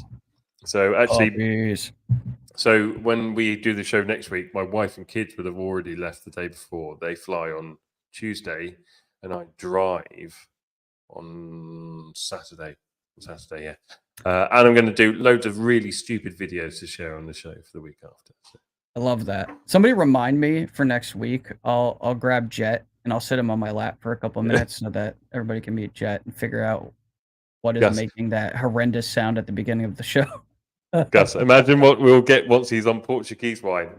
Oh, well, I'll be drinking port in Portugal, my friend. Oh man, here we go. Hey, I'll tell you what. Just so you man, know, like, Gus, because you did come into the show towards the end. At the Yeah. beginning of the show, I am completely sober. Yeah, that's about right though. You Yeah, see, this is the boring it's part. progression. It's a life progression. I like a good glass of wine though, man. Like, To be fair, I haven't actually had that much. I've had like 2 small glasses. So I think do you like white or red wine better though? White, definitely. I'm not a big fan of red. Yeah. It gives me a bloody headache. I have to agree with that. Definitely agree. I like stuff that's If you got a little can't bit get hold of James Fox, you can probably citrus. get hold of his Brazilian producer. It's okay. I don't need to. I've got James talking Fox's about mobile number. Marco. I've interviewed Marco. Yeah. Marco's a We're great fine guy. getting hold of James Get Fox. him on too. Yeah, we will. Yeah. So Tom has got Marco Leal's mobile number, and I have James Fox's mobile number. So between the two of us, we're pretty covered. I can't believe Thank that you. too. It's weird. I remember. And no, I've I'm never not going told to you post this. James Fox's mobile number. Yeah, we can't do that. I remember. Okay, so we had that little round table that we did when I was on vacation. Me, you, Vinny, Chris, and everybody. It's funny. I have this memory of being at my old job, right? And it's like really, it's like 4 a.m, and I'm out in the middle of the store. It's in the middle of the pandemic, and I'm listening to Disclosure Team. I'm listening to Vinny's podcast, and I had my YouTube channel, but I wasn't like connected with UFO Twitter like that. I was just kind of lurking. I was just doing my own thing, and I'm listening to Vinny, and I'm like, it'd be really cool to talk to this guy one day and kind of do what he's doing and have like microphones set up and instead of it just being like audio only podcasting, like do a real podcast. And then fast forward, and here I am on camera with a microphone, and I'm talking to Vinny, and it just hit me. I'm like, oh, that's weird. It was almost like this weird moment of like predictive programming that like the universe threw at me.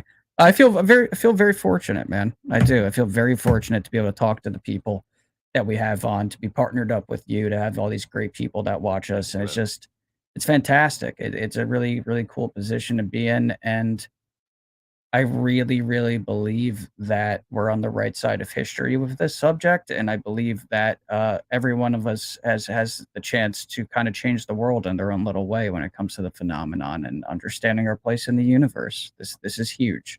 And it's more important than anything else that you could find in the news on a daily basis. This is it. This is the biggest.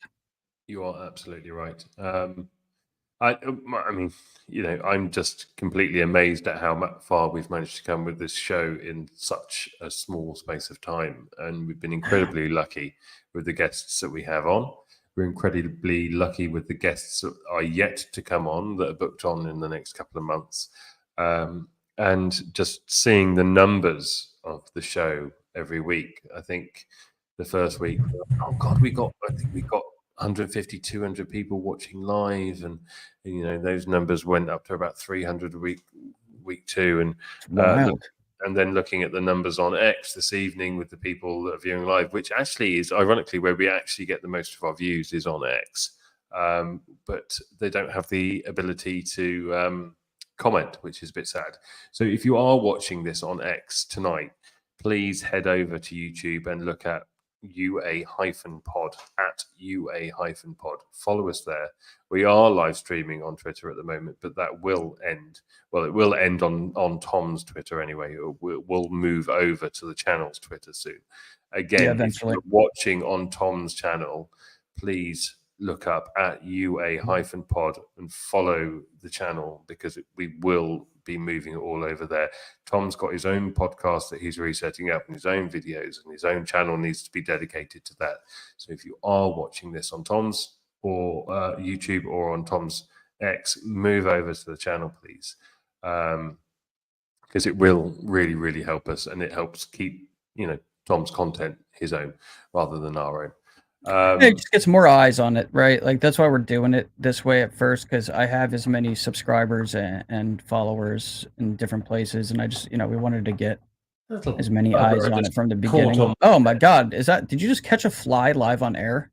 Yes, I did. Dude, that is like some Mr. Miyagi stuff, right there. Wow, wax off. That's tough. I'm leaving my waxing off for after the show. I'm starting to wonder if dear. Mars was the original alien ant farm gone wrong. Maybe That's a where I quelled came from. rebellion. That's a really interesting thought. I do believe there was a civilization on Mars at one point, and of course, as you saw Oh God, in my Mars absolutely. video, I go into that. Yeah, I believe it was a kind of a Bronze Age civilization, at least at the time that Mars was hit with whatever it was hit with. It appears to be nuclear in nature, and it got wiped out. Whoever did that is, I can't even imagine who would use a nuclear weapon that large. It was like the size of the it was just no, it was larger. It would be like a literally the math. If you do the math, this missile, this bomb would have been like the size of the Burj Khalifa. Like, it's ridiculous, dude. You should go watch my Mars video. It's terrifying. Like, it's the math is insane, but it works. Math works.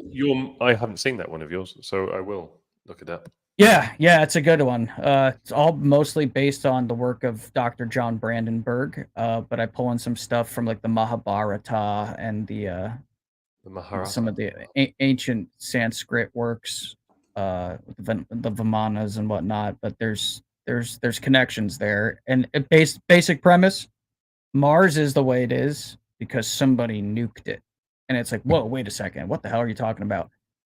But the evidence is strong.